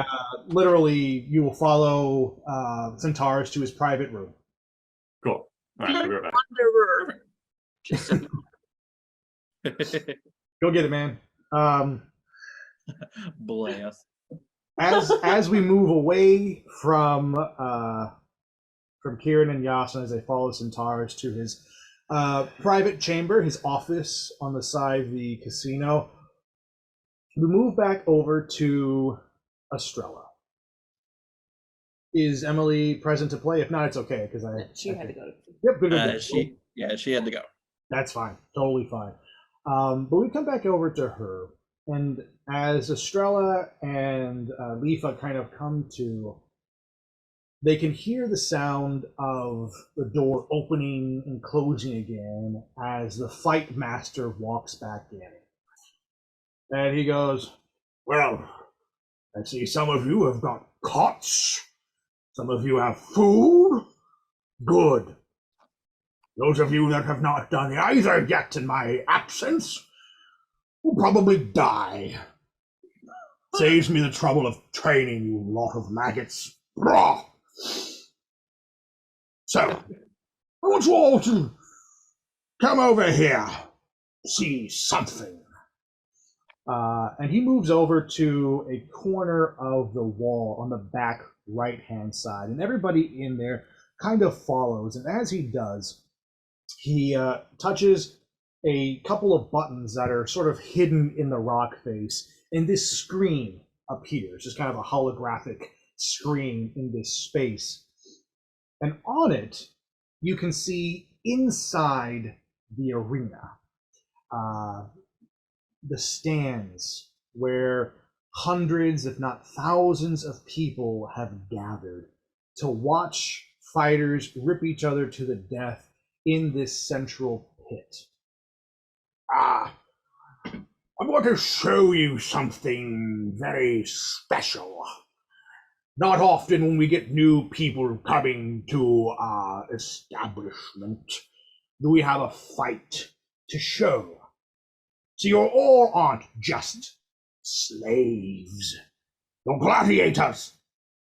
And as a gladiator, you will fight. You will fight each other. You will fight our champions. You will fight all manner of beast and creature. And if you win, you live. And if you live, you ascend in standing. As the crowd loves you, as Roka loves you, you will be rewarded. Food, slaves of your own, armor, weapons, status. There are those among us who are as close to free as you could probably ever get. Our champions who are royalty amongst us. Each of you could become a champion.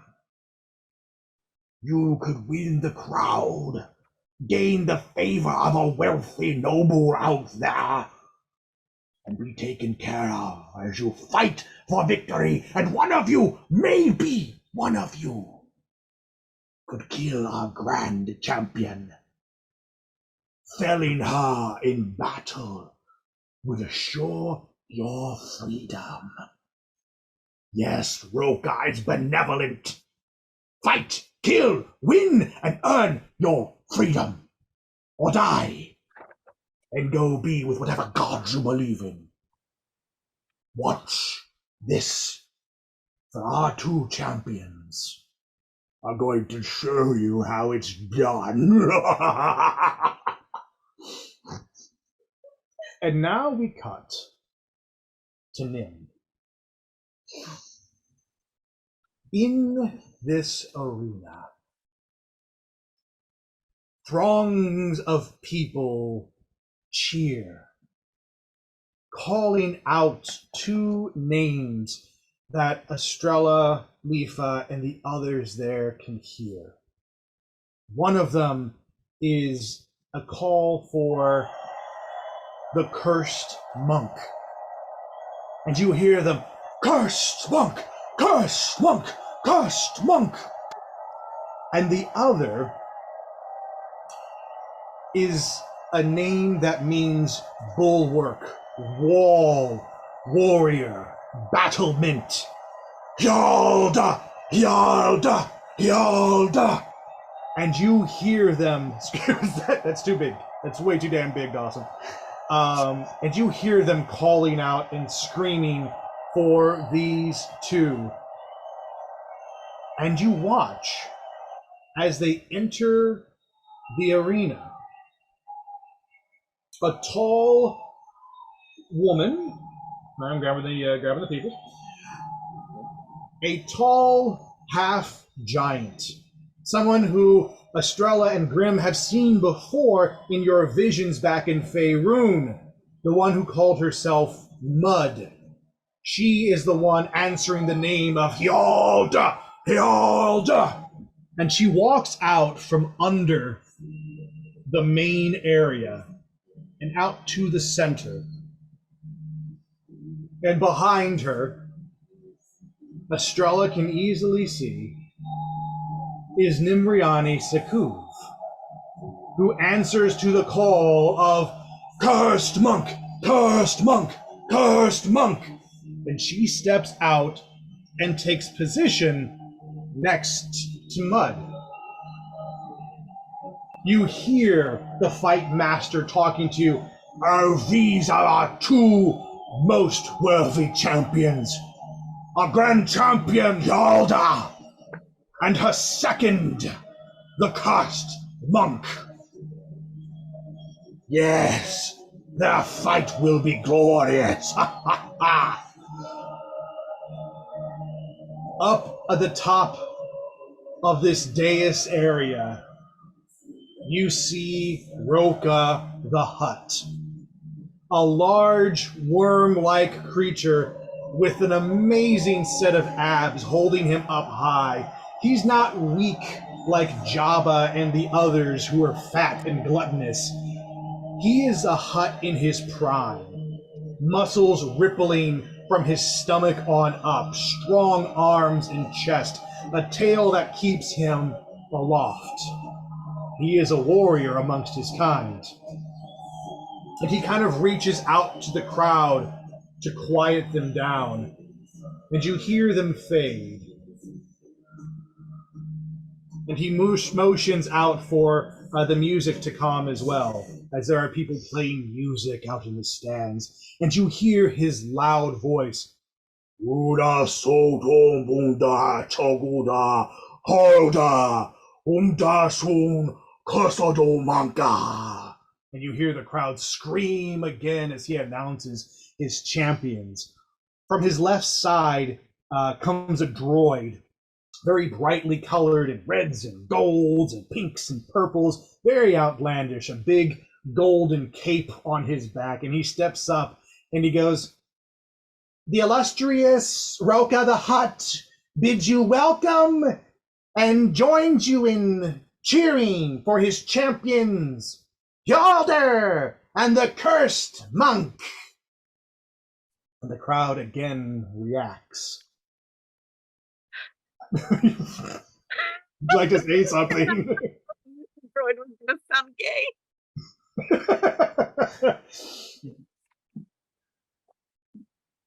Again, Roka, wrong Hut. Roka starts talking again and greeting the crowd, and immediately his droid starts translating for him. "The illustrious Roka the Hut bid you welcome to this exhibitional match. His two champions have been challenged by a rival. who brings with him a rare species of, what the hell is that thing called? Rancor. Rancor, thank you. A rare species of Rancor. The name just escaped me for a second. Apparently, having mated it with a grog has produced a gargantuan beast. Now, the two before you have each slain a Rancor on their own! And you watch the crowd just roar at this because it has happened. They're the only two to have ever slain a Rancor solo. Hjalder, the bulwark, and Nim, the cursed monk. Now they join forces for this match against the mighty Tarkantan! And you hear a large gate open. And you hear these large footsteps. Boom, boom, boom. As this ginormous creature steps into the ring from the opposite side. Oh no. Oh my god. This is Targantan, a massive Rancor hybrid. The stakes couldn't be higher. Should Roka's champions win, his rival will belong to him. Should he lose and the champions fall, then Roka himself will secede his throne. Step aside for this rival to take over. But I don't think these two will lose. And again, the cheers rise up.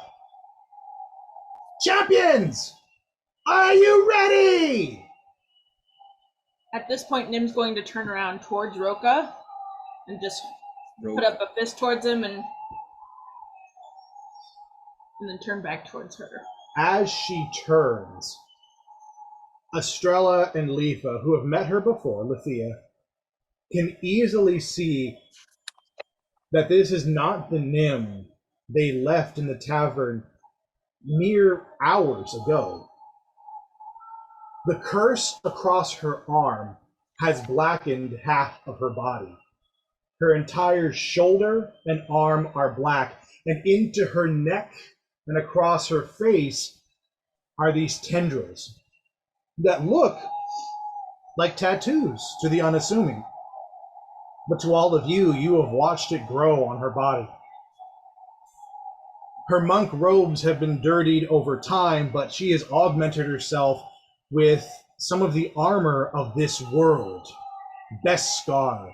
Her gauntlets are made of metal. She has metal patches and pieces on her thighs and across her battle skirt. Her staff has changed, looking more technological than mere wood and magic. Her braid is tied differently, and her hair is considerably longer than it was before. And the thing you notice the most is that the carefree expression on her face is gone.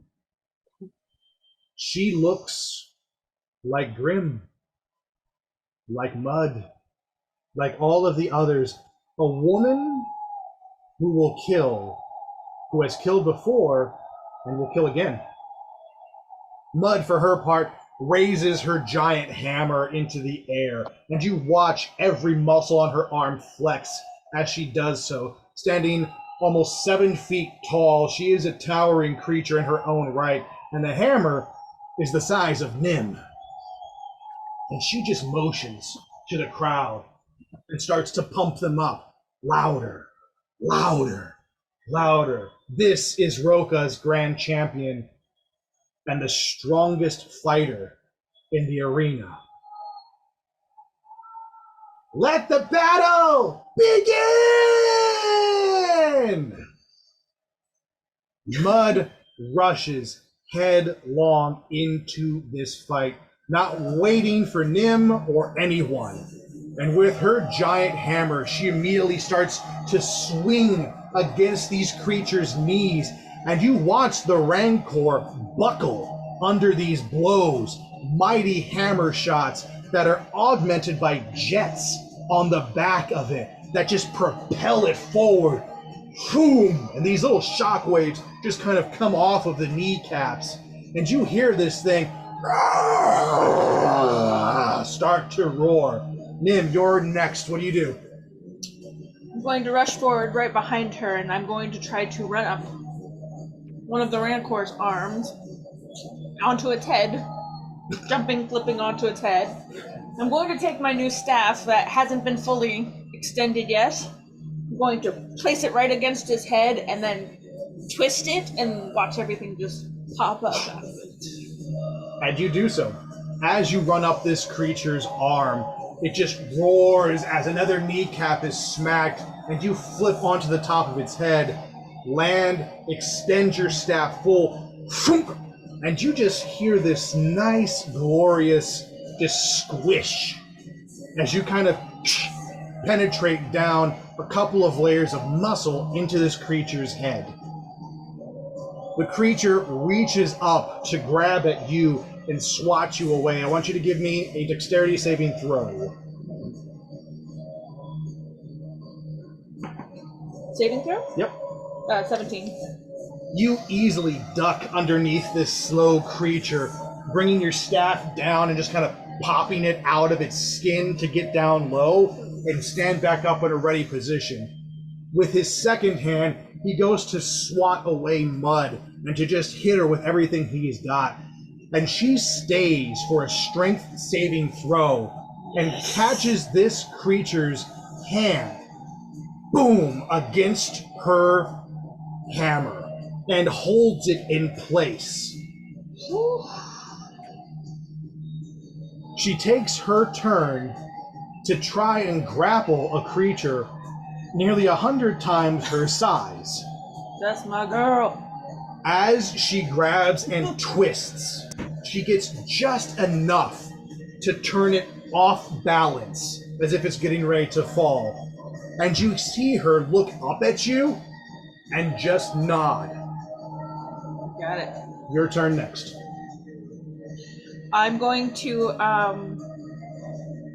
look for a weak spot. Rancors are usually beaten pretty good into submission. So as she's turning it on the side that's coming down towards us, I want to kind of stick my staff into one of those weak spots, those scars, and just kind of pull her with me. And you do that. There is a spot around her neck where shock collars were attached, which you can easily see where they embedded into it.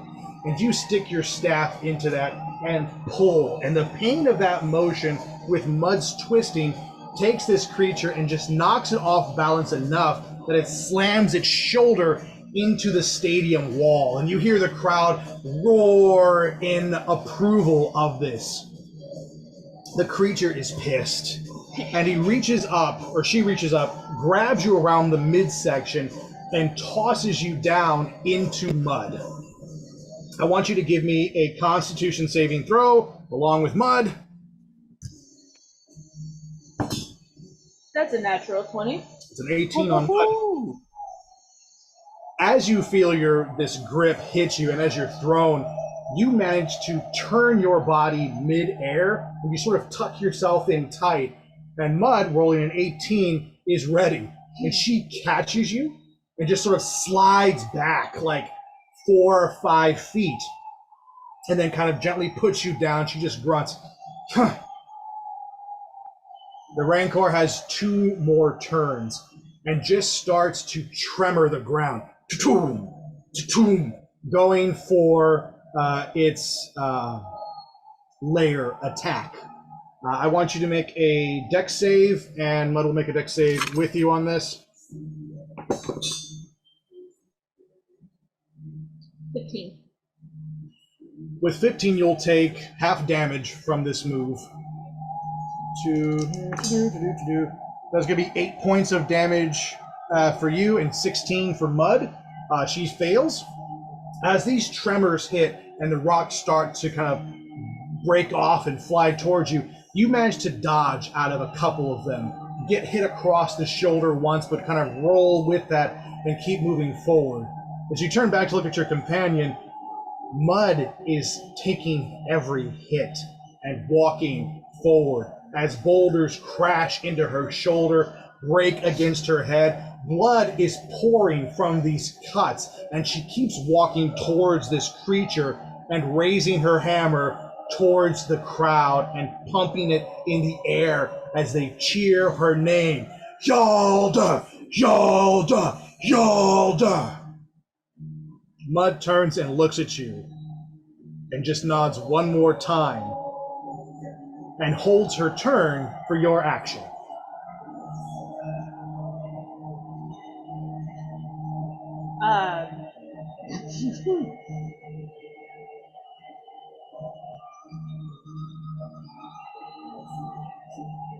She's going to hold out her staff towards Mud. I'm going to bring it to you. Let's give these guys something to watch. Mud nods at you and readies her hammer. She is going to, with her, let me see if I can make it. Hold on.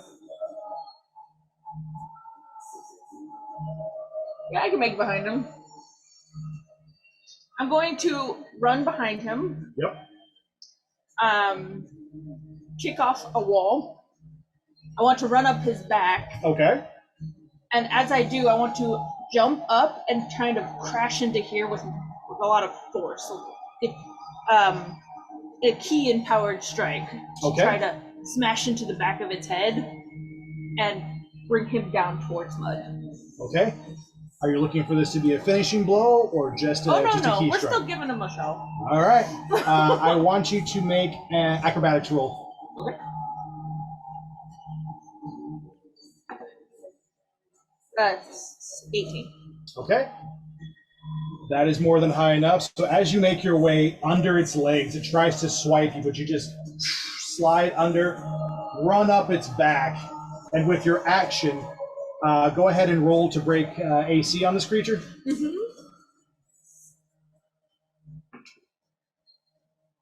With an unarmed or a quarterstaff? Quarterstaff. Okay, so 18. Yep, that'll do. As you come down with your quarterstaff, this key empowered strike, you again aim for one of those sensitive spots in her neck, and you just feel her and just start to slide down. Yeah, that's right, you're posable. Let's go. And she just slides her body down as you hit this spot. And Mud, having held her action, twists a handle on her axe or on her hammer, and you watch as the flames kick out the back, and she just turns, boom, and right as the jaw comes down, she gives it all she's got right on the tip of the chin, and you feel the creature lean back with the blow, boom, and then lay flat prone. I'm gonna slide off of his head if I And can. You can with that. Right next to Mud. Yep. Is it his turn? So the creature is incapacitated for this turn because it has been laid prone. It's going to try to roll to get up from that strike. Oh, I wanted to get back up. And it does. It will succeed, and you start to, it slowly just kind of crawls back to a standing position and shake it off and just roars at the two of you. As it roars, Mud rushes in with her turn and just hits with her hammer and manages to cleave off one of its larger teeth, which flies across the arena and just sticks into the wall on the other side. Okay. I'm going to, not shot, but I think we can end this in 2 more moves. What do you think? She looks back at you and she nods and she holds out her hand. She's gonna grab her hand and just brace for what she knows is coming. One more round of turn as you hold your action to get to Mud's. The creature is going to attack again, and Mud is going to act as your shield, standing with her hammer in the way and just Boom, take these hits. Boom, as it comes down on her. And you hear something that sounds like it's cracking in her arm and shoulder. You feel her tense, but she takes those hits and weathers them. And then you feel her pull on your arm, signaling, are you ready? I'm ready, let's do this! And you just hear this big grunt. And she just pulls, and you kind of run a little bit, and you feel yourself fly off the ground, barreling like a bullet towards this creature. What do you do as you're in the air? I'm literally going to tuck in with my my staff. Almost like all the way out. I'm barely holding on to the end of it just for stabilization. And as I do, I'm going to grab that gem that's always been around my neck, and she's just going to start to glow a little bit as she spirals right towards the monster's mouth. Yep. You do. With the power of the gem, this now being your 4th tick, by the way, your 4th out of 5, as you harness the power of this gem, being second nature at this point with your life, you turn into a green comet, a streak of energy. And as this creature roars, you fly through its mouth. It's still in a pretty low position. And for a second, you're gone. And everybody just kind of, and they collectively gasp, thinking that perhaps Mud has gotten rid of her biggest rival, the second strongest champion in the arena. Has she committed her to death? But Mud takes her hammer, puts it hammer end down, and just leans against it and ticks off 1, 2, 3. Out the lower part of its back, you burst out of this Rancor hybrid, the green comet energy trailing as you sort of flip out and land behind this creature. And the crowd just roars as you swipe off this goo. And the creature's just like,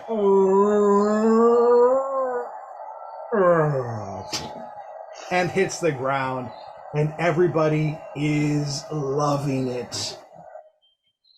And you hear Roka just, ho, ho, ho, ho, ho, ho, ho.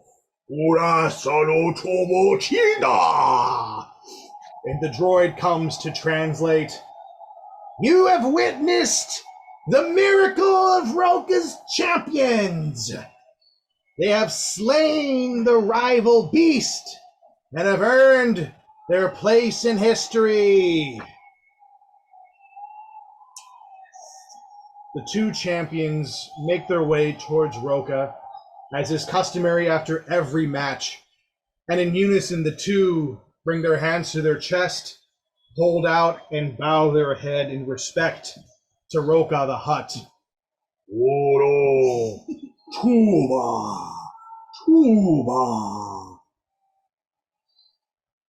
Good fight, says our Lord Roka. Rewards await you inside. And the 2 of you enter, Mud just kind of slapping your back and laughing as the 2 of you walk in, the crowd eating everything up. As the fight master turns off the holo transmission, he turns to all of you who have been watching, to Estrella and Lafia, and the other dozen or more slaves. If you want your freedom, you have to kill them to get it. But Roka has 5 champions. If you could kill just one of them, you would be in the elite circle. These 2 have fought side by side for 10 years. Never once have they wanted their freedom. Never once have any of the 5 tried to kill each other for it. Instead, they live like kings and queens. Not a bad gig, if you ask me. Not bad at all. Aye, 10 years. So, take this night, rest, recover from your enslavement, and tomorrow we begin training in earnest. Have a good night, babes. And he turns and leaves out the door, and nobody moves. Nobody goes anywhere. They just stare at the image where the hologram was, and you hear some start to cry. We will end the night with Grim and her encounter with this dark visage of death. Grim, what would you like to do? So, am I in the cotton world? You are in the cotton world. So what do I see besides white? As your eyes start to adjust, you can see that there is form to this world, that there are walls and buildings that exist far off in the distance. In this particular area, it almost feels like a small amphitheater, you know, a little round circular area with stairs, but these steps are big enough to sit on, as if someone at the bottom could give a speech or a play or a poem or whatever, you know, kind of one of those situations. And the columns that surround this area are all tall, very ornately carved. And then she really is the only dark spot in this entire place. Next to Alexander, of course, who is, you know, wearing his crisp and clean black suit. But even when you look back at him, he almost seems gray compared to her. She is pitch black.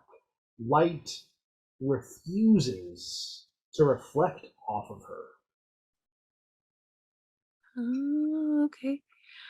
I guess I'll walk because is Alexander in this area?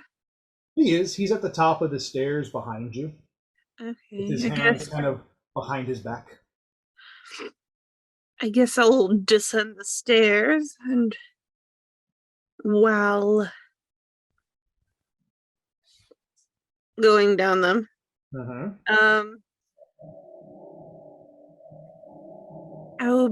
guess I'll be like, I hear you have something of mine. Ballsy, I like it. You can see the shoulders shaking of this woman. And as you get down, you can see that you're even in height with her. You size her up, and you feel like, well, we're evenly matched. Our builds, our height. If I have to, maybe I could take her. Like, you're sizing her up. But you just watch her shoulders shake. And you hear this laugh. It's throaty, but feminine. And you see her grip the staff tighter.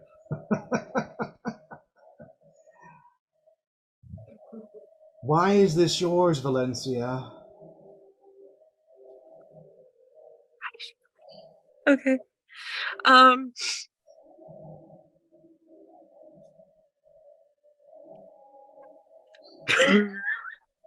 don't have anything. Hold on. Take your time. Okay, why is it mine? It has my name on it. No. Like underwear. Like underwear. Oh gosh. How long would you say that I've had a pact with Alex? With Alexander? Yeah. Pretty much all your adult life, since you're kind of like mid-teenage years, 16, I would say. Yeah. How old is she now that we've gone through time and shit? Oh, she'd be in her late 20s. Okay, so Over 10 years. yeah. Guess I'll be like, well, it has been my companion for over a decade. You recognize this, and she flips and sticks it into the ground, again keeping her back to you. You recognize this. Its form, its shape, its power. Really? Yes. Might be a twinge different. She takes her hand off of it, and you notice that she shoved it into the ground, and her hand disappears into her cloak that she's wearing. Call to it, Valencia. If it is yours, it will answer.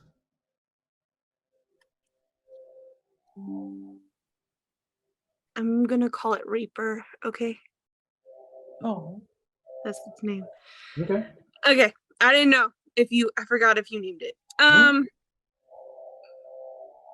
I guess I'll just be like a dog, like, come here, Reaper. I don't know. Here, Reaper. Come here, Reaper. Come on. No, I guess I'd be like, Reaper, come to me. Okay. You hold out your hand to like summon it. Yeah, like, you can't see my hands, but yeah. yeah. I want you to roll Arcana. I thought this was gonna be a chat. There still is a chat, but you're trying to call it.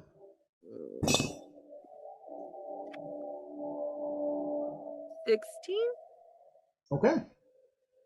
As you reach out and call to your scythe, by name, Reaper, there is a shockwave that comes off of your body as you call its name. You can feel it. This is your scythe. Mm-hmm. And it can feel it too. And it starts to budge and move, and it lifts off the ground and starts to fly towards you slowly. Immediately, Death turns on her heel, grabs the scythe out of the air, flips it to her offhand, and stares at you. What you see is an older tiefling.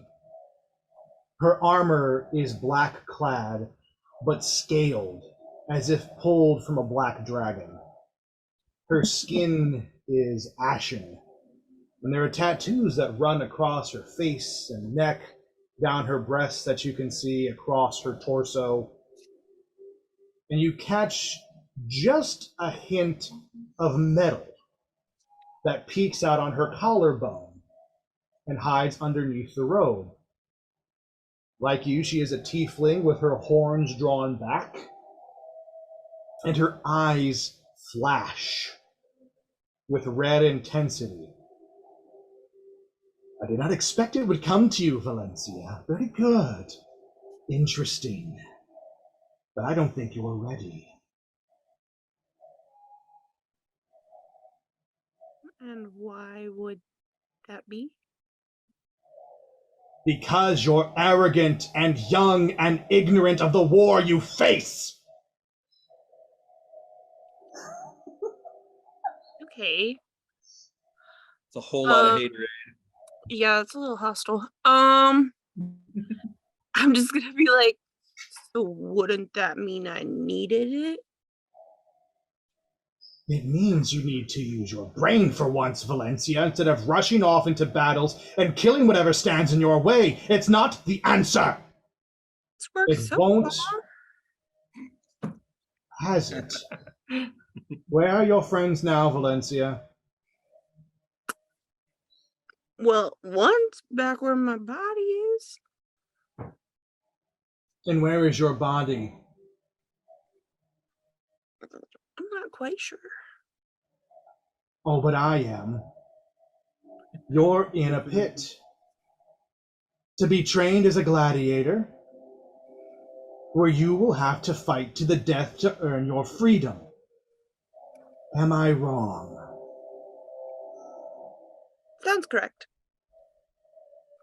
She brings the staff up, boom, sticks it back into the ground, but holds it tight. Do you know what happens next?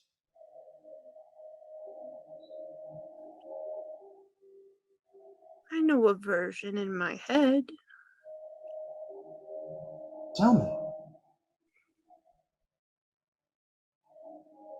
rise up through the ranks, become a gladiator, leave everybody behind.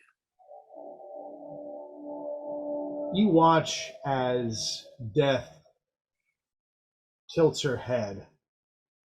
And at this point, she grabs the hood that has covered over her and pulls it back. And you can clearly see that you are staring into a mirror. Perhaps 20 years or more from now. She's you, but older, stronger. Mm-hmm. You feel her energy. But what gets you most is the rage in her eyes as she stares at you. And she goes, "Oh yes, Valencia. That is exactly what happens. You will kill Estrella and Lafia and Nim and Mud and everyone in that Colosseum until you are Roka's champion. You will forge this weapon out of anger and hatred of yourself. And when you are done, you will take your place as Death herself. Because in the end, you will kill Alexander as he stands against you to stop the coming war. Do you still want it now, sister?"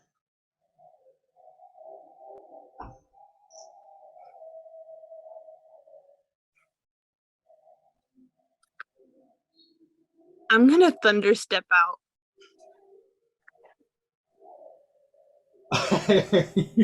Where do you want to go? I just need some space to Yeah, that's a lot. And no, I guess over to Alexander. Not far. Sure.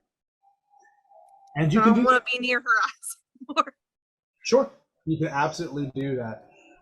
And as you thunder step, you just take a small step back, shroud yourself in lightning, and your body blinks and pulls back to Alexander's side. But when you turn to look Alexander, you see Death. And she grabs you on your metal arm. "You think I don't remember our encounter, sister?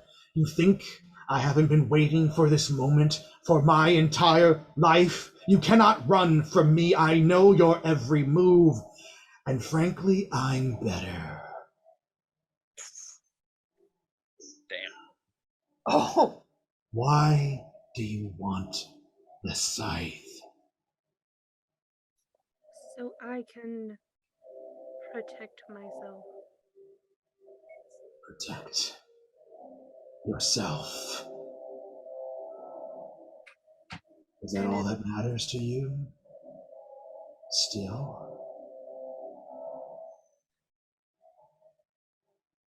It's not like I can keep them.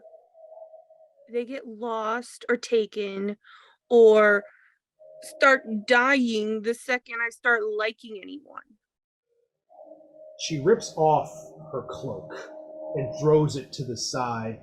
And you can see that the metal arm the two of you share is only the beginning of what has happened to her. That collarbone that you saw that was made of metal descends down across her chest. You see ribs of metal cut across and grip into her flesh on the other side. Sorry. That's pretty cool. As it goes down, you see it across her leg, and you realize that half of her body is now covered in automail. And she looks at you, and she goes,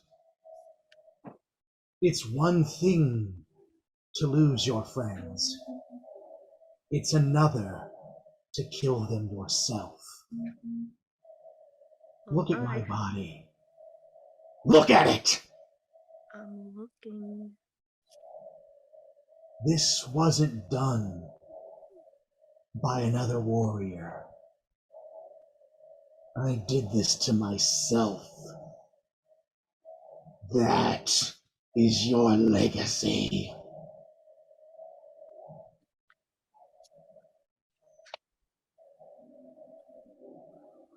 says I'm destined to be you?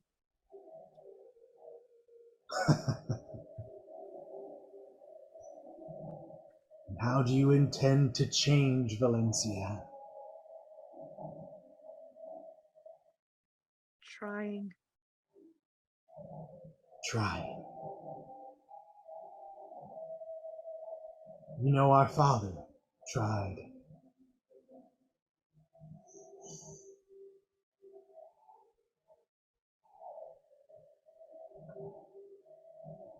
Tried to what?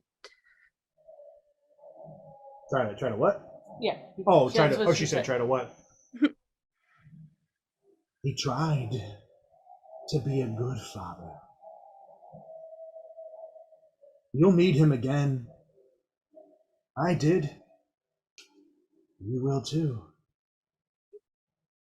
We came to an understanding, him and I, that trying is all our family is good for. He tried to be a good father. I tried to be a good friend. But in the end, my life was more important. And so I am death. I am the Reaper. Grim mistress. No. Grim Reaper is what we are. Death itself, a god amongst deities. We reap the living, the dead, the astral, and everything in between, and we are bound to this life. I am trapped in my duty. But you wish to try. Then try to take it from me.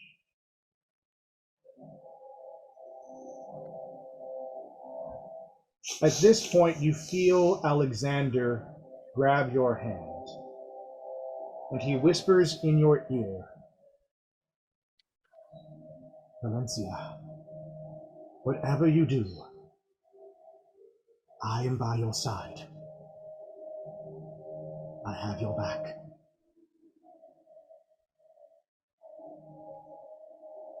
I'm gonna say.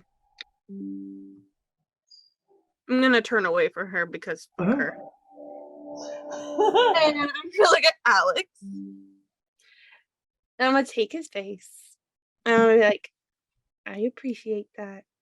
Now, but then I'm gonna whisper in his ear Mm-hmm. to back up. As you wish. And he takes a few steps back.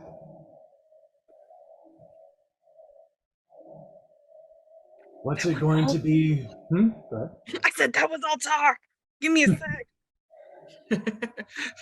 As you turn back to face your older self, this Grim Reaper, she looks at you, and you can't deny the tears of anger that are in her eyes as they fall down her cheeks. What is it going to be? Grim? Are we going to fight to the death for this scythe? Are you going to kill your friends? Are you going to take my place because I'm tired? I look forward to being reaped. Perhaps in hell I will find a rest better than my life has been. I'm just gonna step a little closer to her. Mm-hmm. I'm gonna look her in the eye. Touch her face. And I'm gonna tell her that I'll never be her. And that she can keep it. Because the look in her eyes is something that I don't want. As you say this, her eyes widen, and all of the anger and fear that was once there is replaced by genuine surprise. And she steps back from you and grabs her cheek, and then looks at her hand, and looks at you. maybe this time be different. And you watch her body start to break apart into bits of shadow and ember as she burns away from the spot where you touched, across her face and chest, arms and legs. Every bit of her turns to shadow and is swallowed by the light of the room. And all that is left is the scythe, standing in front of you, waiting for your call. I'm gonna turn around, walk back up the steps. As you do, Alexander is there, and you watch him hold out his hand. And as he does, the scythe comes to him, but when it does, it changes mid-flight, and it turns from being the scythe of your older self to one that you remember, one that you fashioned, made of purple and red, covered in black leather, strong, and yours. The darkness that once held it is gone. The anger, the hate, replaced instead by a calmer emotion. Resolve, hope, determination. It flows to Alexander's hand, and he deftly wields it and spins it around. It's much lighter than it used to be. It is yours, Grim. Take it. But you have done more than I thought possible.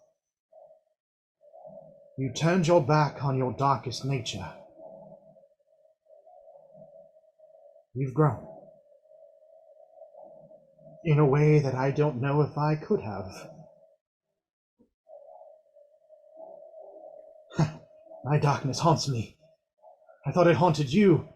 We shared that, but you're stronger. Stronger than her. Stronger than me.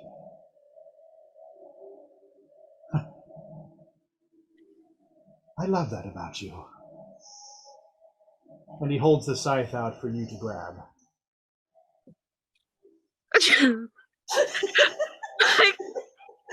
I'm going to take it and kiss him on the cheek and tell him that the thought of killing him was too much. Alexander smiles, and he holds your hand. As you take the scythe, it disappears, and you feel it in the back of your mind, there and ready. Valencia, I do believe that together we can stop whatever this coming war is. Let's go back to your friends. Let's find a way to get all of you to safety. And as you turn, the world fades to black.